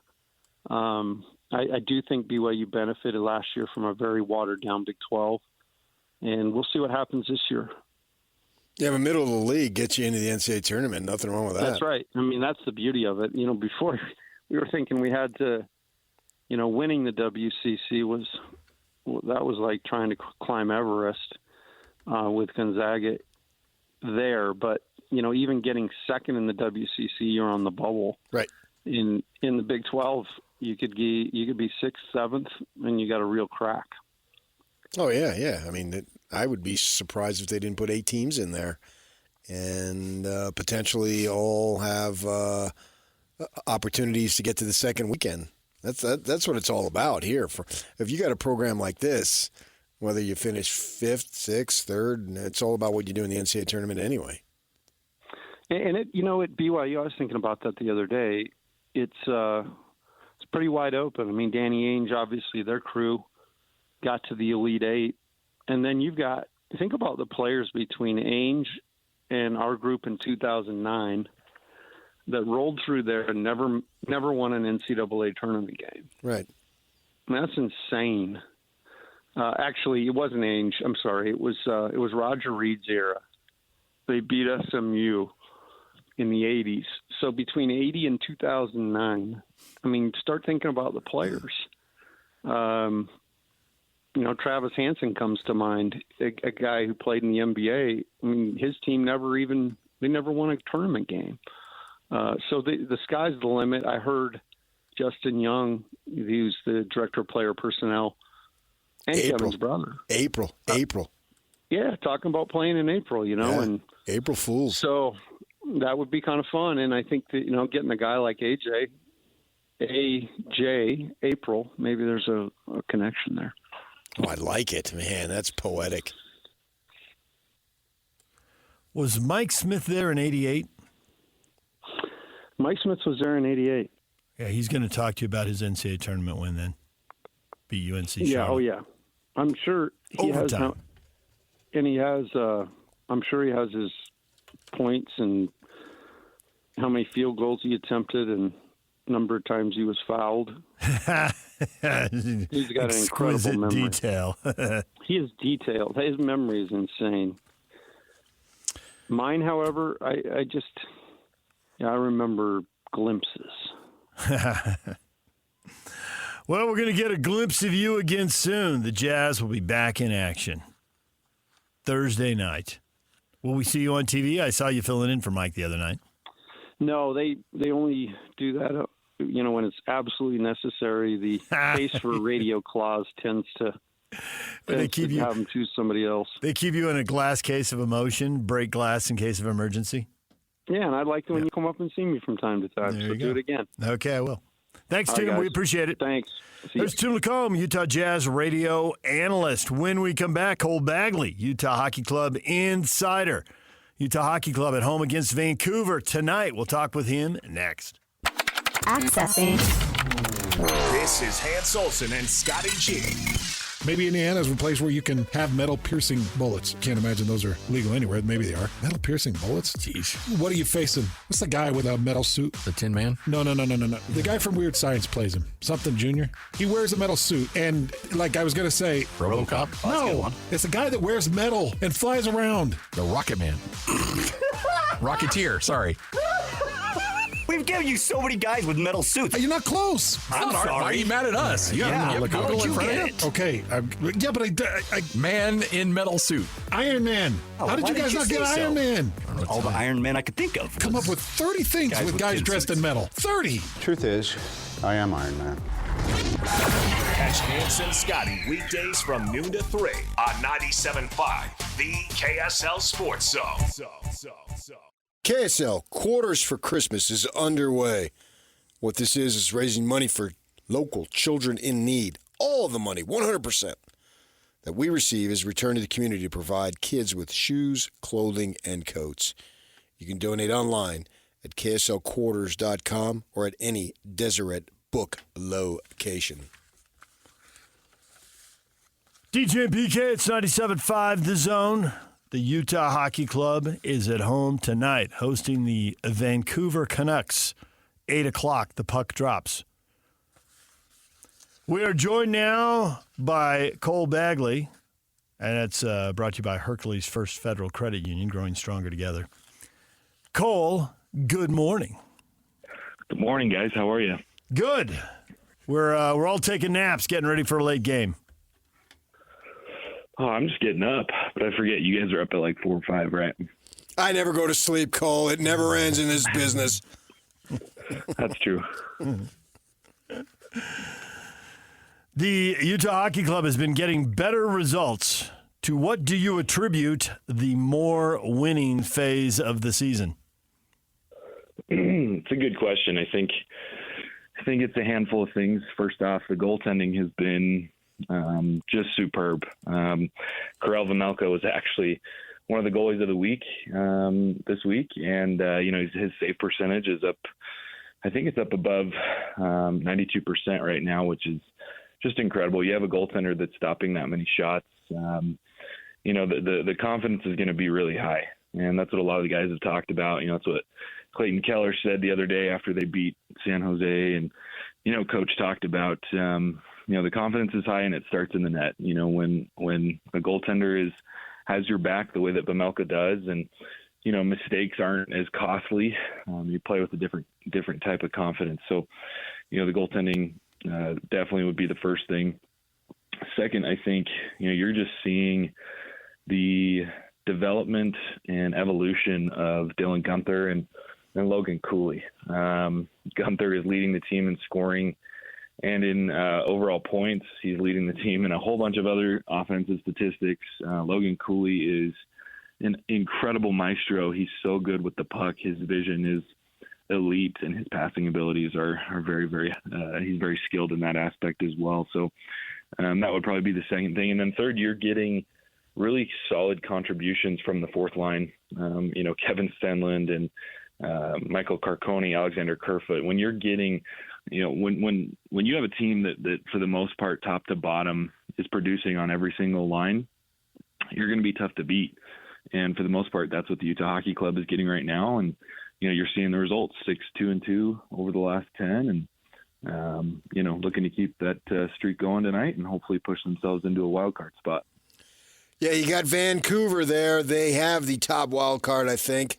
And so when you look at that, they're also trying to stay competitive in that division, the other division, Pacific, where the Kings and the Knights are above them. You look at the Utah hockey team trying to make a playoff run. It's still early, but how important are these games in terms of staying in the race, getting confidence to beat quality teams that you're trying to chase down? Yeah, it's huge. For a couple reasons. Generally, the teams that are in the playoff race or the playoff hunt, in late November through December, are generally the teams that are still battling for it and wind up in the playoffs. So, it's good to establish that confidence, to establish who you are. The faster you can develop your identity and know who you are as a team is only going to help. And, you know, it's easier to pick up the points now than to be, you know, really to really have your backs against the wall late in the season. You know, you don't want to get into late January, you know, and into February going, all right, you know, we've got this many games left. We've got to win 60 or 70% of these to make sure that we even have a chance. So it's huge. Utah is definitely peaking at a really good time and, you know, continuing to get better. And, you know, obviously you want to be playing your best hockey, you know, towards the end of the year. But if they can continue to pick up points, put themselves in more of a playoff spot, it's a lot easier to hold on to that than to, you know, be working, you know, uphill and battling with other teams where, you know, at the end of the season, there's definitely times where teams miss the playoffs by a point or two. So every point counts, and it's a really good time for the Utah Hockey Club to be getting so many. In hockey, when you play 20 minutes, you know, I think you're pretty much viewed as playing full time. Now, the lines and that get scrambled because some guys, okay, how much are you on the penalty killing unit? How much are you on the power play and all that? Mikhail Sergachev is averaging 25 and a half minutes a game. Last week he averaged 27. Exactly how long can Superman go in a game? What is the record? What are they expecting out of him? Because they're expecting him to play a long time at a really high level here. He's a warrior. For him to be doing what he's doing is incredible. To ask a guy to play almost 30 minutes a night, you know, it's not usual. But Sergachev loves it. You know, we've had conversations with him where, you know, he said, how are you feeling? How's your body? And he's like, I love it. He's like, I love to play hockey. I want to be on the ice. And so, you know, he said he doesn't have any issue with it. You know, so that's good, first of all. And, you know, like you said, that 20-minute mark is where a lot of players usually land. I mean, I think, you know, Keller is averaging 20 to 21 minutes, and, you know, Dylan Gunther, I think, is up at about 18, 19. So, you know, some of your best players are only playing about a third of the game. So, you know, if you're asking a guy to push that till, you know, to be on the ice almost half the time, that's significant. But he's handled it well.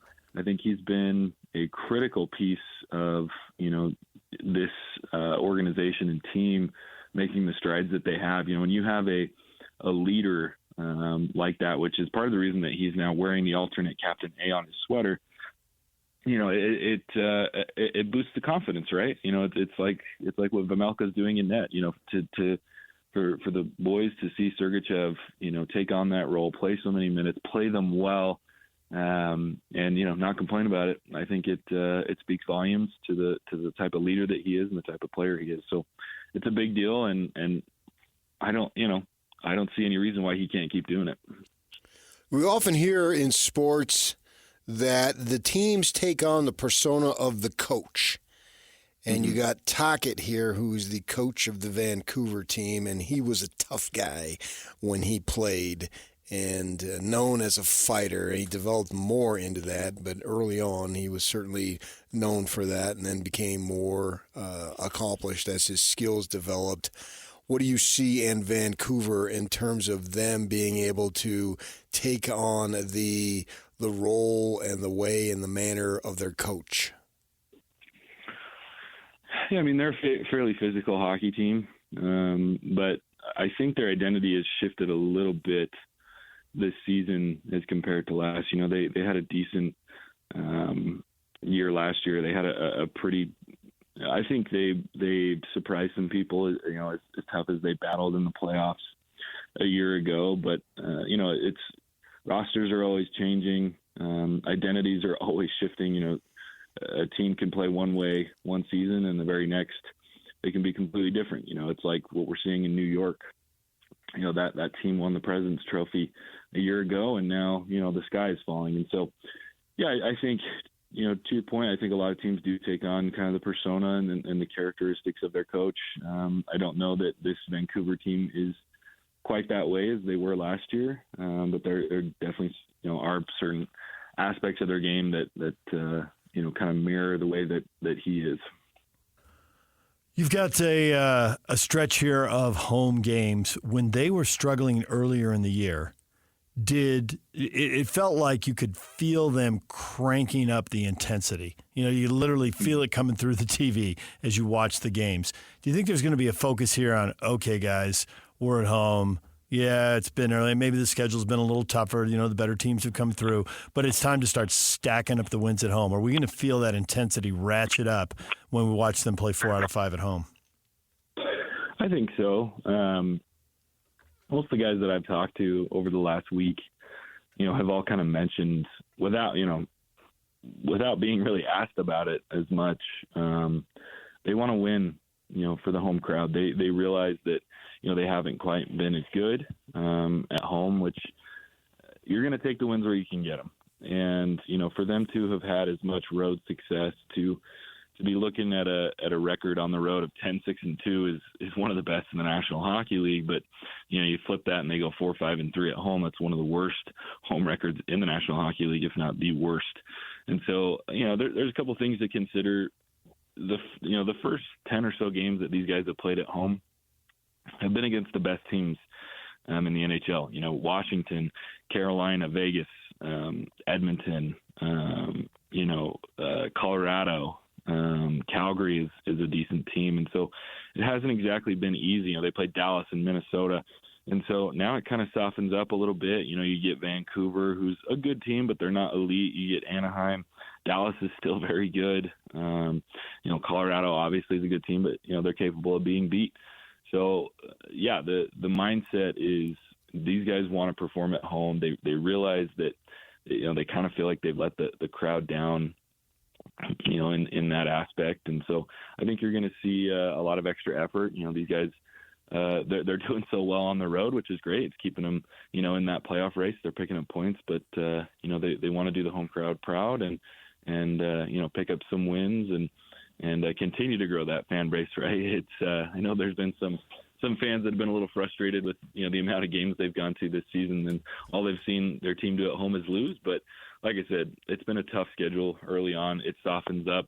I think that kind of continues into January. They play San Jose, both the Islanders and the Rangers. They play St. Louis, Montreal, Pittsburgh, and the Blue Jackets. This next kind of home stretch over the next month, I anticipate that Utah is going to pick up some much needed wins at the Delta Center. I told you we've solved this problem. I didn't tell you. I told DJ we've solved this problem of this home streak where it's harder to win for whatever reason. Just call them the Arizona Coyotes this year, and then they make every game on the road, and then they'll just waltz into the playoffs. Yeah, that might make some people happy, but no, they'll figure it out. It's the National Hockey League is a tough place to get wins, and so take them on the road, and this team's playing really good. It softens up. I think that they'll figure it out. Well, as always, we appreciate the time, Cole. Thanks for joining us. Happy holidays, and we will talk to you again down the road. Hey, thanks, guys. Enjoy your naps. Cole Bagley, Utah Hockey Club insider for The Zone. Early morning here on The Zone, late night at the Delta Center. Puck doesn't drop until 8 o'clock. So that game will be going till, well, we'll see. Overtime, shootout. They've had a few of those this year. 10:45, maybe a little later. Well, they go later as it is with it's the not the 20-minute breaks. Right. It's not the 2.5-hour NBA game. Right. So 7 o'clock for the pregame show. Hockey night in Utah with Adrian Denny starts at 7 here on The Zone, and then the puck drops at 8. DJ and PK, it's 97.5 The Zone. It's Win Tickets Wednesday. Concert tickets coming up next right here on The Zone.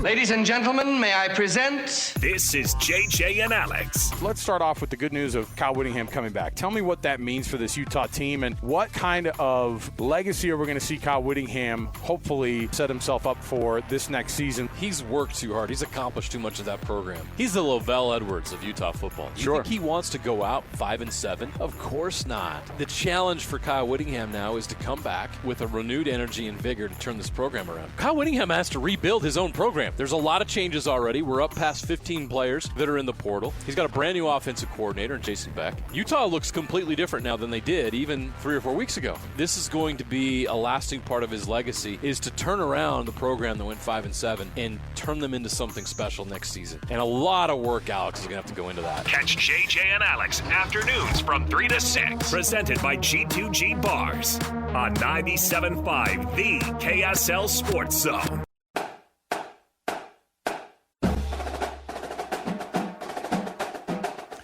The Hercules Salt Lake County High School Players of the Week, celebrating the best boys and girls high school basketball players in Salt Lake County every week. This week, our winners, Dominic Fonoleth from Hunter High and Hokupili from Granger High. Fonoleth led the Wolverines to 2 wins, had 36 points against Mountain Crest and 34 in a wild 84-81 win at West. Peely tallied 20 points and 16 boards in a rout of the Utah Military Camp Williams team, and then added 16 points and 9 boards and a blowout of Logan High. At Hercules, they're celebrating the everyday victories. Hercules First Federal Credit Union growing stronger together. You know, there's one thing that really does bug me about college football. What is that? Because you love yourself some college football. And I've been talking about, they've been getting paid for years. Mm-hmm. This is just the way it is now out in the public. And coaches leave at the drop of a hat, so what are you complaining? That's not new. No. Well, one thing, this is a small thing, but it does seem ridiculous. But yet we're seeing it over and over again, that players who are on teams and been on teams, and they've got eligibility left, and they take to social media to announce that they're going to return to be on the same team that they've been on. Yes. That drives me nuts. So you don't like the run it back announcement? That's first cousin to what drives me nuts, which is when there's a big play in a football game and a team scores a touchdown, and then the announcer yells, "No flags!" Tell me if there is a flag. Most plays do not have a penalty. If there is a penalty, I need to know. But you don't need to announce that there wasn't one. But that means that the play will stand. Most plays stand. Yeah, most but I guys know, come back. But you don't know. Tell me the unusual. Don't tell me. Well, I don't know if these guys are coming back. If it's a scoring play. No. If they do it on non-scoring plays, I'm going to lose my mind. No, non-scoring plays, they shouldn't do it. But on scoring plays, if it's my team scoring, and if I'm there in person, I can see the field for myself. You don't need to tell me you're coming back. Tell me if you're leaving. You don't need to tell me no flag. Just tell me if there's a flag. The whole idea of I'm coming back, well, why the crap wouldn't you? You went to that school. You were a 3-star. They developed you. The team is winning. Where are you going to go? This is where you belong, son. This is your school, your people. You're going to get a degree there, hopefully, and then you can come back, and those are going to be your boys. I'm going to logic this out because it's what I do. PK, one of your great theories about people is people crave separation. I'm different. I'm unique. This is separation. I'm staying, and I know you really care. I need to announce it. You all want to know. No. This is driving me nuts. I've seen like 5 or 6 guys on the ASU defense announce they're coming back. No bleep. Why wouldn't you? You're an ascending program. You're having the time of your lives. If you go out in 2 weeks and get hammered 50-0, so what? You had so many phenomenal, great moments this year, and you won the freaking conference. Why wouldn't you come back to be a part of this? It's like, I don't get it. That's what really drives me crazy here, is these guys telling us they're coming back. Can you imagine Ty Detmer? Hey, I'm coming back. Won the Heisman. I'm coming back. Well, of course you are. You don't need to tell me that. You're one of us. You belong here. Yeah. Is anybody one of us anymore? They're all hired guns. You got to drop down to the Big West and the Big Sky to find one of us, if you can even find that there. Because they're all waiting to be plucked out of obscurity in the Thunderdome in Santa Barbara.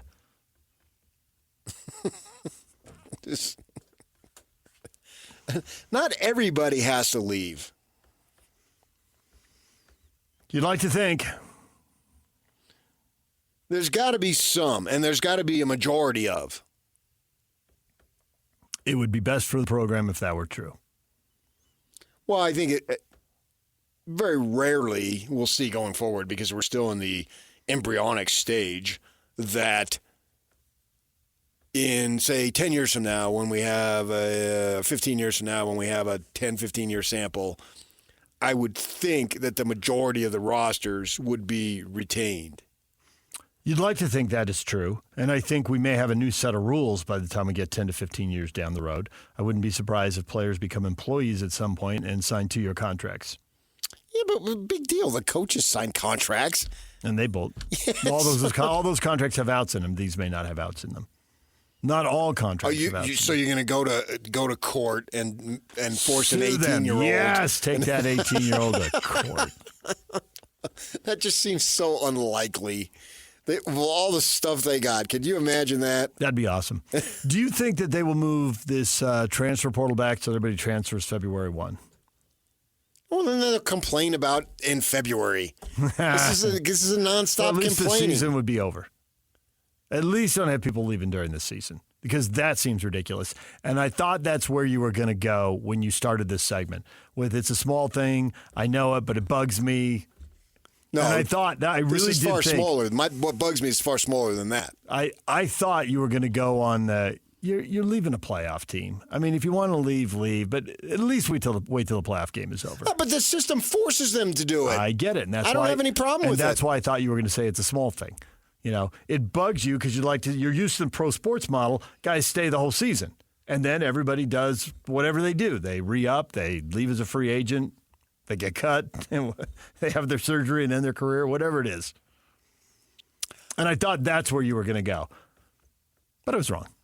But they don't have any choice. If they want to get their next deal or next situation, they've got to put their name out there. That's up to the legislators, so to speak, the upper level management to change the date. Sure, change the dates. But I guarantee you, whatever dates they choose, we're going to have people whine about whatever it might be. DJ and PK, it's 97.5 The Zone. The question of the day is next. It's a Win Tickets Wednesday. Caller 12 right now, 801-575-ZONE. Wins a pair of tickets to see Toto, Men at Work, and Christopher Cross at the Utah First Credit Union Amphitheater on August 27th. Caller 12 right now, 801-575-ZONE. Sailing.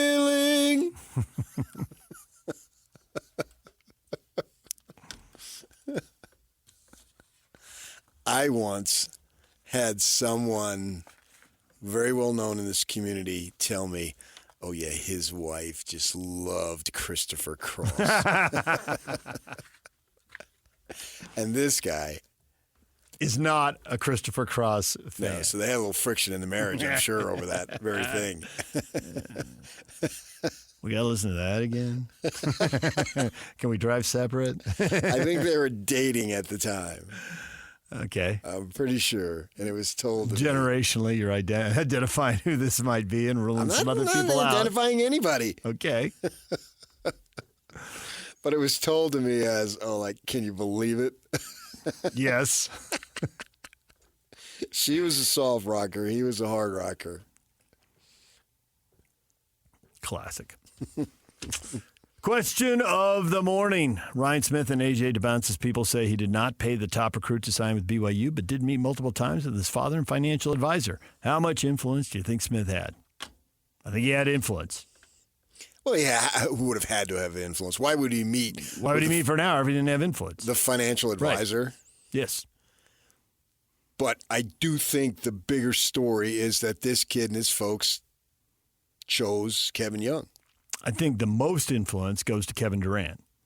And DeBance is sitting, he's got a game in Lehigh, and he's sitting courtside, and Durant comes over and talks to him. If Kevin Durant, if someone the stature of Kevin Durant tells you, this guy coached with the Suns, you need to be developed by this guy, man, that's a huge win for Kevin Young. I think Kevin Young has the most influence. Well, ultimately, I get your point. I mean, he has Kevin Durant saying that is because Young influenced Durant. Did he influence him, though? Or just like him? I mean, does Kevin Durant's game take off when he went to the Suns? His game had long since been taken off. I think, yes. Yes, absolutely. He won his championship. I think he's doing Kevin Young a favor because he likes him. But why does he like him? Well, there's 100 reasons. Yeah. You're traveling and you in get to close know him, quarters right? for 6-7 months. But you're talking hoop, and there's something Kevin Young says that Durant likes. He likes him, obviously. Yeah. But I mean, when they're talking basketball, he doesn't. I don't think it's just like he likes him,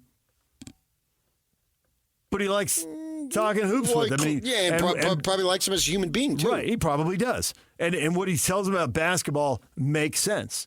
And Durant probably likes some young guy and sees Young working with some young guy. He's observed him working in addition to whatever direct interaction they have. But I don't think Kevin Young has just increased Kevin Durant's game. No, he was already awesome when he was at Oklahoma City. He's a Hall of Famer. Yeah. But I think it's more about he observed Kevin Young as a human being, as a leader of young men, and certainly a philosophy of basketball, all those things. It's really not one thing. It's everything. Yeah, it's everything, right. But I just think when you're a teenager and when physically you're kind of built like Durant and you're watching Durant play and he's the man. I don't know about that. If Durant says, I think you ought to play for this guy, you don't think that carries a lot of weight? Well, because this kid has been exposed to the Kevin Durants of the world for years. But he's not starstruck by meeting Kevin Durant. See, I would think he's not starstruck by meeting NBA players because he's probably met them and played with them. And we've already heard the stories about Cooper Flagg dominating NBA players, right? But Durant's another level of NBA player for all the reasons you say. He's been awesome for multiple teams for years. We already saw him interact with Durant, and he acted like it was no big deal. Right. Because it's not the first time. Especially in today's world where you could be on the other side of the planet and I can FaceTime you, I can text you. The world in terms of communication has never been smaller. So now there's a relationship and trust because they have probably communicated who knows how many times. Yeah. Right, it's ongoing. It's name dropping, but I don't think Debansta needed that.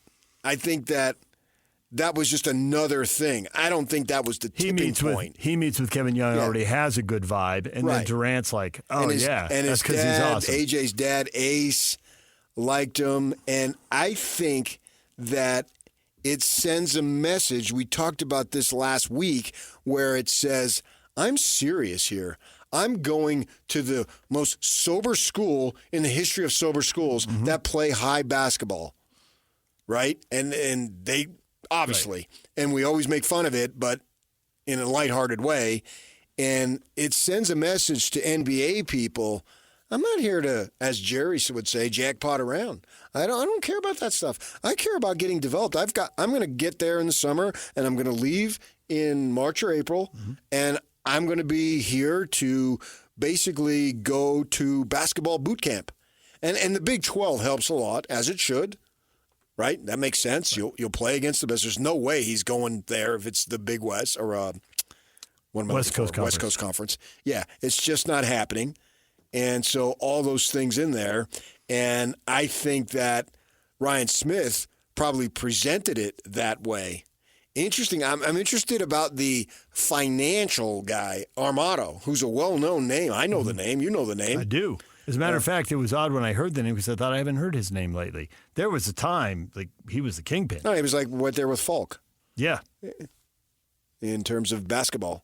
And you got the other guys in other sports and all. What did he need to meet him there for? Because if you didn't give a dime, but you're meeting with the financial guy, I don't want to use the word fishy or suspicious because it's not. It's above board. It's not suspicious. But why would you do that? If you're not interested in donating to the kids' NIL, what are you meeting with the financial guy for?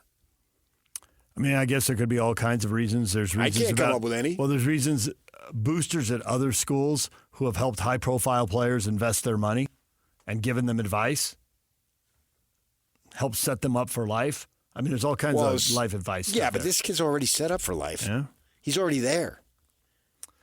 He's going to have to go overboard to blow it. Right. But how do you make even more? You want to be a billionaire. So he's a financial investor now? LeBron is a advisor. Advisor, I meant? Yeah.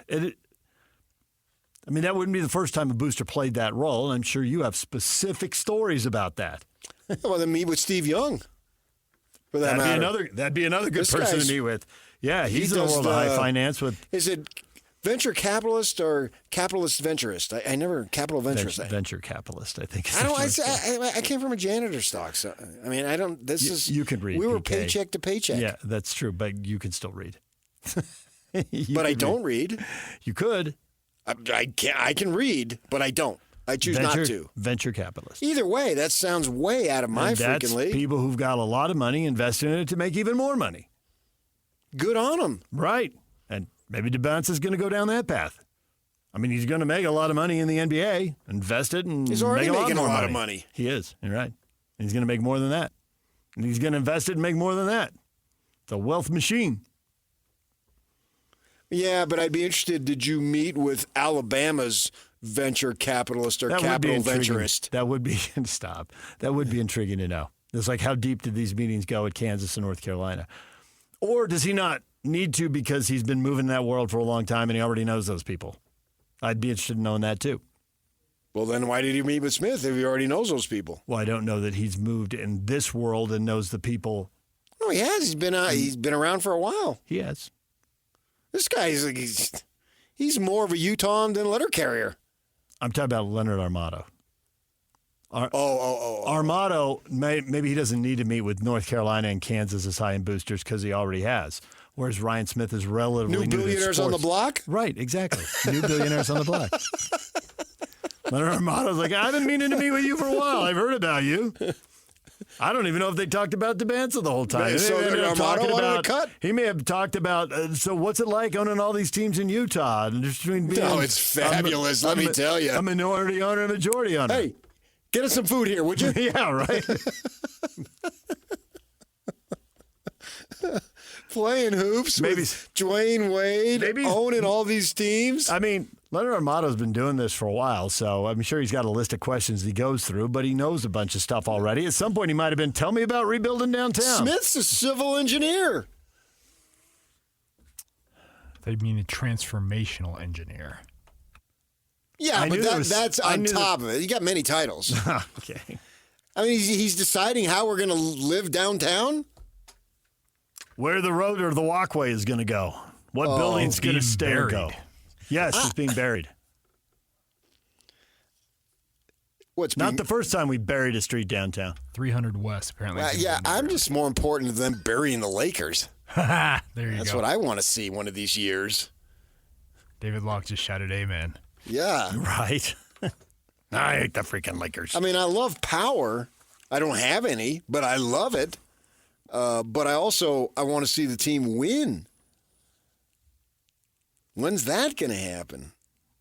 Are we taking on so much that the team is floundering? Or is this just a grand plan that you just wait? Wait, you got to let it play out over 5 or 10 years. 10 years? I was thinking about this yesterday. Because you're always thinking about what are we going to talk about. And the rebuild plan. Mm-hmm. The Suns went 10 years. Right. Now, this is a franchise that has mirrored a lot there are a lot of parallels. Yeah, in terms of success. Gotten there, but haven't quite won it all. The NBA is the first team to come to town. Yeah. There's 2 colleges in the state that have commanded all the attention and the money and the winning and everything goes with it. Grand Canyon and ASU. Not really.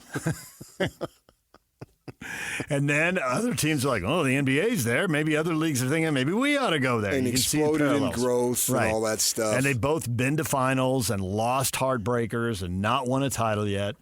But, I think the Suns have been there 3 times and the Jazz twice. Mm-hmm. How long can they take this rebuild? 10 years they went without. Oof. Now, that was a lot of awful moves. Please let it not be that. There's no way it can be that. Can it be 10 years? But I think the story can play out over 10 years. That doesn't mean to the start of the winning. I know. Right? It could be. And that's what I think will be. And Jazz fans are like, that's right. DJ's right. By the 10th year, that'll be the story because it'll be the third championship and the three-peat, right?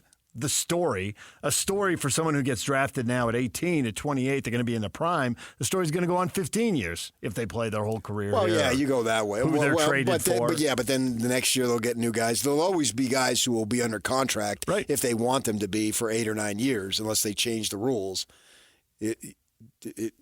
Next year's guys, whoever they draft, they'll be year 1, and the Georges of the world will be year 3. Right. Who's to say, So it'll always go on that way. But I'm talking about when they win. When do they start winning? Because there could be winning that they do because of these moves that's 10 years out. But that doesn't mean you have to wait for the winning to start for 10 years. There's just, to me, there's no way they're going to go 10 years without making the playoffs. How many years are they going to be out of the playoffs? Not the play-in, but when they're the 8, playing a best 4 of 7 series. How long till they win a playoff series? How about this one? Because I think they could bail on their plan and build a playoff team pretty quickly. Ooh, that's the wrong plan. Thing to do. I know, but the plan. I don't think they will do it. Is to build an elite team that can compete for championships and have a championship window open. But that doesn't mean they're going to do that either. Granted, you can have a great plan. Doesn't mean it's going to happen. So when do they get to a conference final again? They haven't been to a conference final since 2007. That's a long time. Well, that might take 10 years. That's a long time. It's already one of the longer droughts in the NBA. They've had some good times without getting there. It's true. I don't think you can discount an 82-game season and just throw it away like yesterday's trash.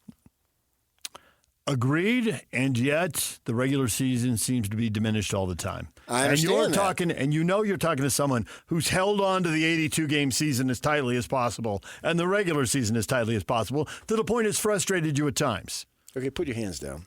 I'm holding on to the rope. So if I'm letting go of the 82-game regular season rope, then pretty much everybody right, is. But that's big picture. Individually, along the course of 82 games, there are good, fun moments. Absolutely. And sometimes you're asleep on the couch when they happen because they happen at midnight and we do an early morning show. But thank goodness for NBA TV. Right. I woke up in time. So that was a late game. So that was a good moment with you're talking about the Cleveland Sunday out of games. And they'll have, I don't want to go 10 years, though, without those moments. Get in line. There's a long line of Jazz fans who are with you. And I can't believe that they will go. It's 3 years and Jazz fans are already hating it. Well, it's not 3. It's 2.5. No, well, it's right. 3 We're years. in the third. It's not going to get any better this year. Nor should it get any better this year. At this point, that would just be a waste of time. Right. Just be miserable. I mean, it sucked sitting there watching the Clipper game, and it was a late game, so I'm sure Jazz fans were just turning that TV off and going to bed left and right.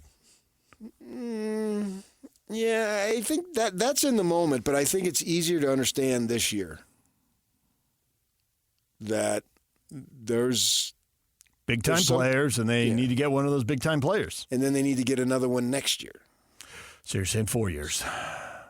Yes. Oh, yeah. I don't think they're going to make the playoffs next year unless they make 4 or 5 moves that we don't anticipate. Maybe they do. The big game hunting thing, if that happens, then that changes the timeline.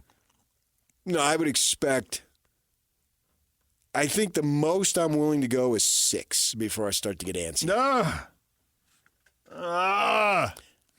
But if you got 2 what about 5-year plans? Can't you at least go 5, cut it down 1? Well, because I'm with you. Next year could happen very easily. Very then easily. You're bringing in another stud rookie.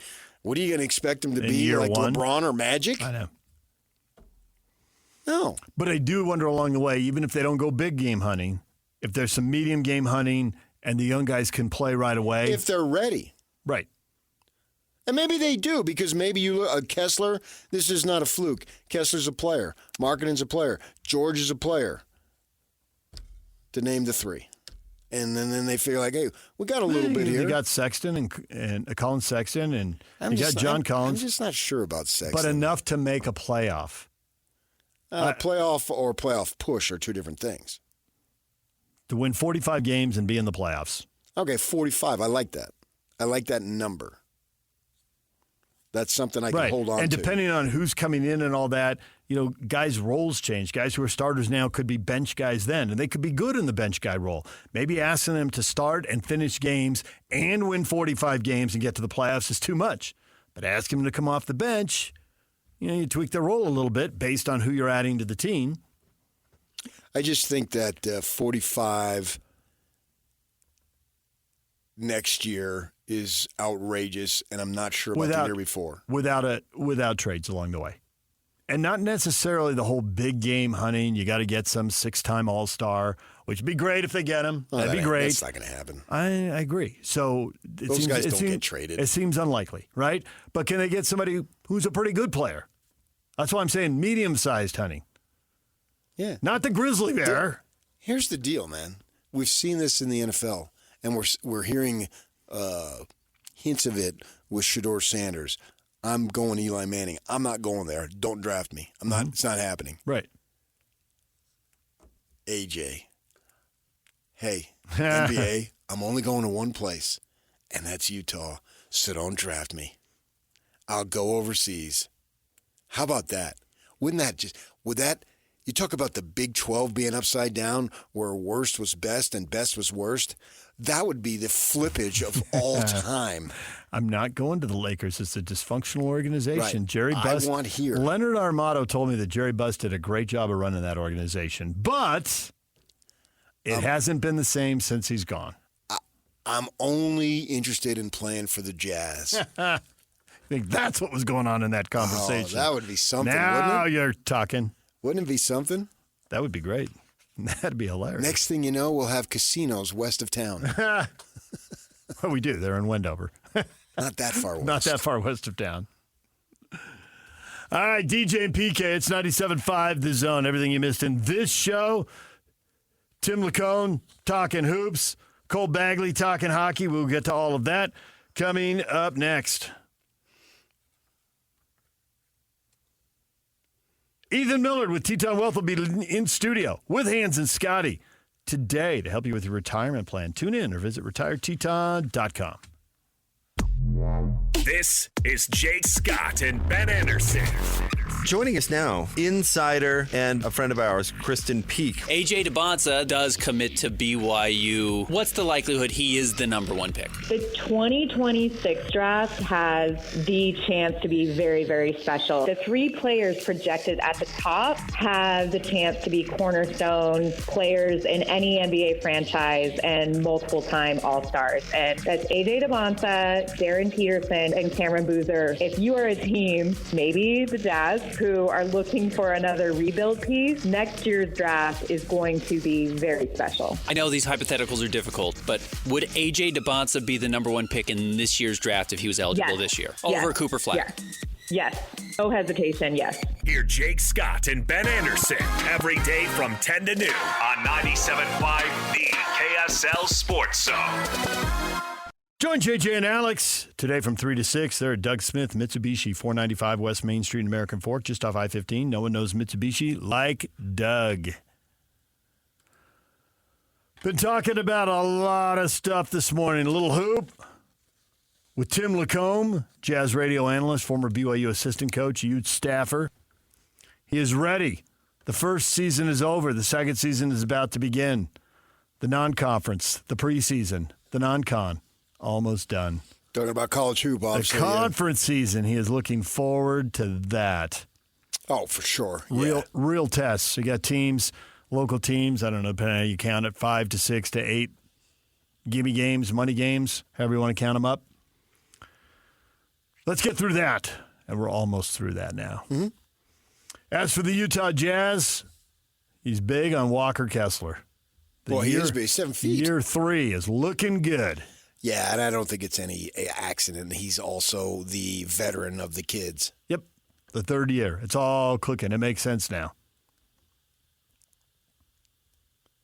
It does. And he's playing well, and you're looking for bright spots. Now you wonder, is that a trade piece that could really help you?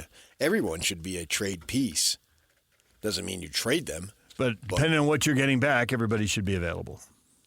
Is anybody on this team untouchable, I asked once. No. I don't know. Is Michael Jordan still in the league? That was rhetorical. I get your point.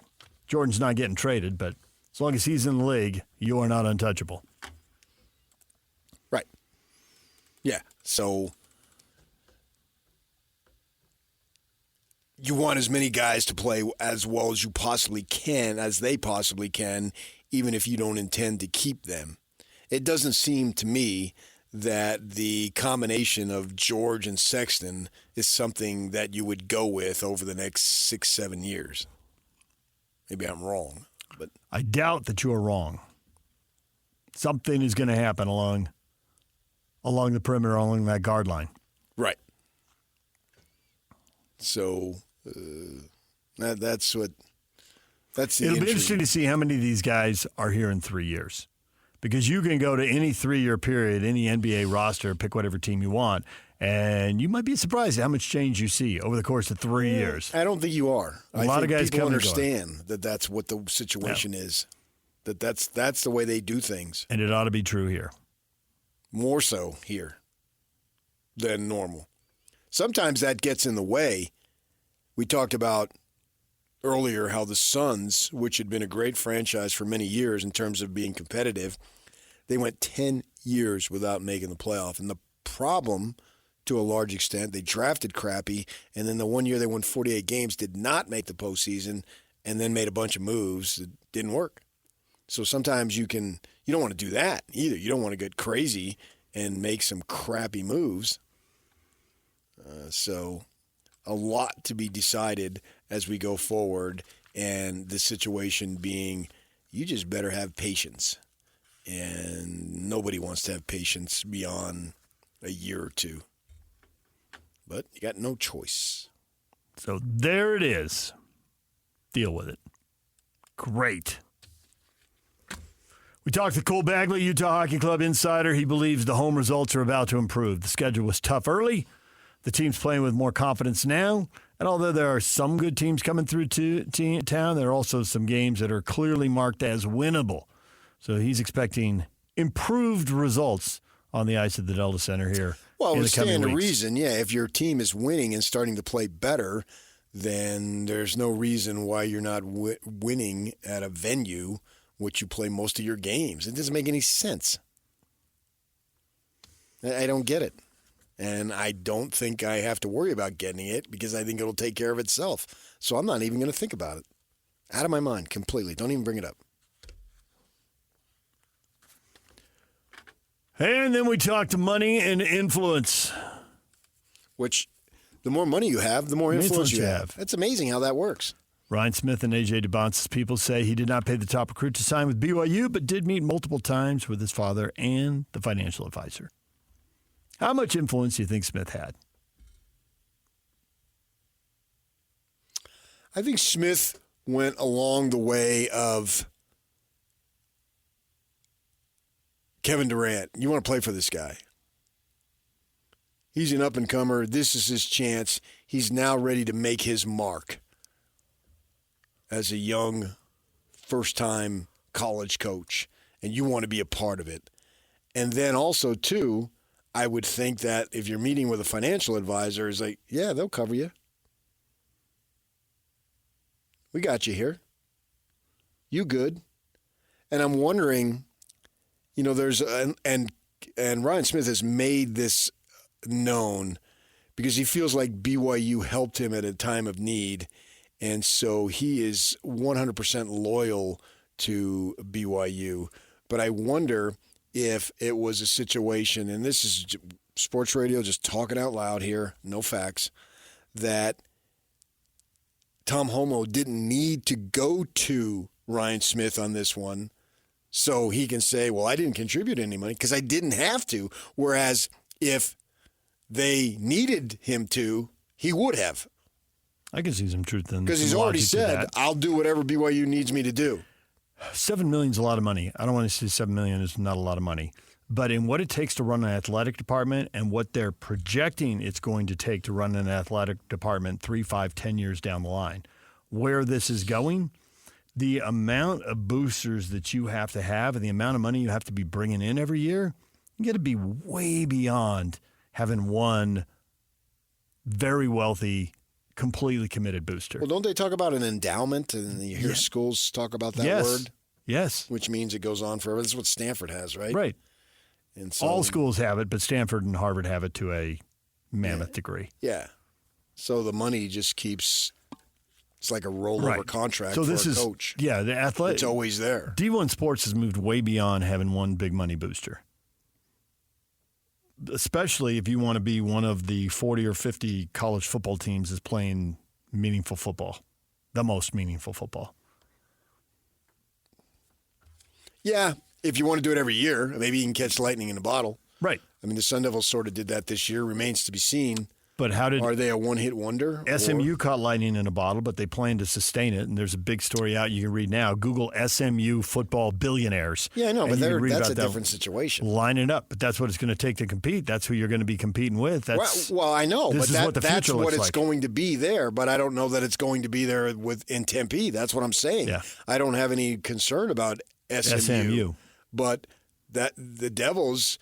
They caught it. They got it. They got a Big Sky guy who goes nuts. How many times is that going to happen? So you wonder, this is great. Live it up. But is it going to be that way? Is there any ability to sustain it? I don't know. SMU, if you're going into a conference and you say, we don't need your TV money, well, obviously. Yeah.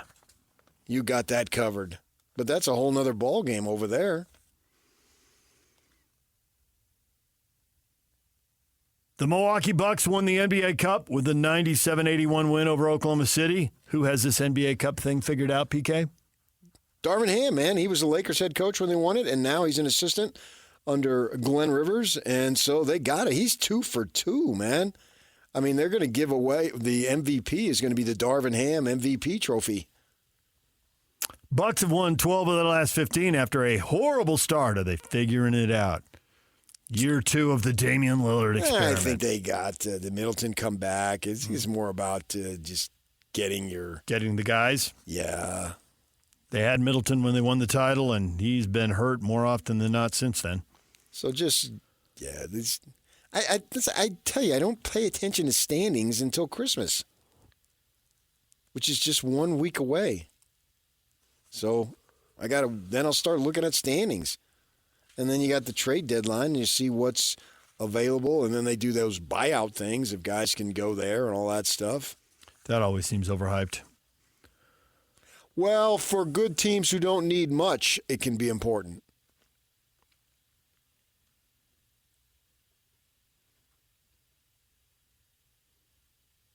And we have a ton of changes as starting quarterback for NFL teams that are struggling.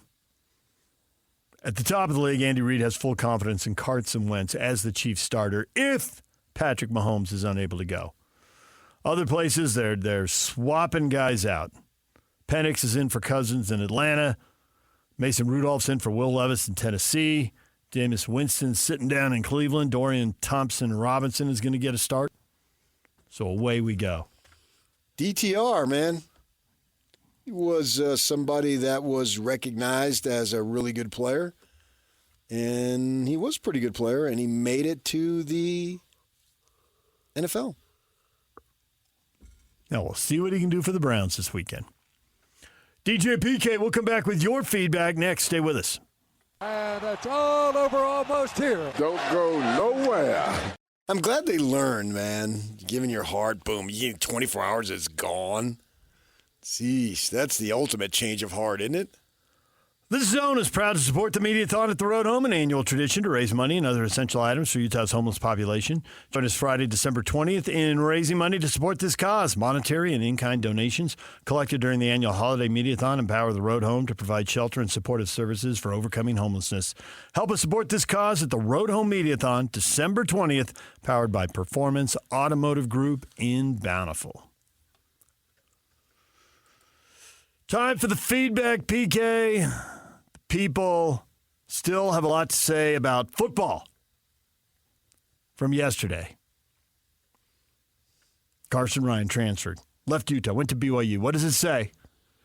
Carbon Ute, that you are a rage-baiting media member that has no way to generate engagement without trying to overplay the rivalry. Yeah, so? Okay. It's like people think we get paid for like Twitter comments or something, Twitter views. If only. Simply put, he has more confidence to do it his team helping him get to the next level than the University of Utah team. Going to win more at BYU than at Utah? That's what did it?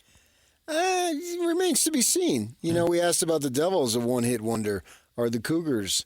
Not that they're a one-hit wonder, but can you go 10-2 again? Can you be in the mix deep into November? I don't know that there was 4 teams that were in the mix deep into November, and I think of the team in the Big 12 that has the best chance to do it might be Iowa State. They have the most coming back? Remains to be seen. I mean, you don't know. The transfer It's portal too can early. change Yeah. everything. And then who you get in the portal. But clearly, Colorado has guys going to the NFL. Arizona State was leaning so heavily on star running back, right, who's all out of eligibility. Right. And they got major holes to replace there. Yeah, for sure. I mean, that was, wow, what a portion of the offense. Doesn't mean they can't do it with other guys. And they did win he missed one game, and they did win it. I think it was Kansas or something, and he was barking into Dillingham's ear to go let him put his uniform on during the game. So remains to be seen. And my guess is not all 4 are going to be in the mix deep in November, and we're going to have 2, maybe 3 teams that will be. So I don't know that he's going there. I think you look at the tight end spot. Landon King, I think, is a player over at Utah. We've been waiting more than a year. We met him, did an interview with him. It seems like everything is in place for him to take off. And Hunter says it means that Landon King is coming back and tight ends aren't going to be used as much as they were in Ludwig's offense. It's really pretty simple. And maybe that's it too. Yeah, maybe that's it. Yeah, I think it is a simple move. I don't think it's a condemnation of one program and going to the next. Michael's right there with you. You have that all the time now. Michael says he made the decision he felt was best for him, just like every other athlete does or should do. And sometimes it is, and sometimes it isn't. Sometimes kids guess wrong. Weren't you telling me about the Sun Devil who transferred out? Wasn't there a lineman? Went to Oklahoma State. He went to Oklahoma State.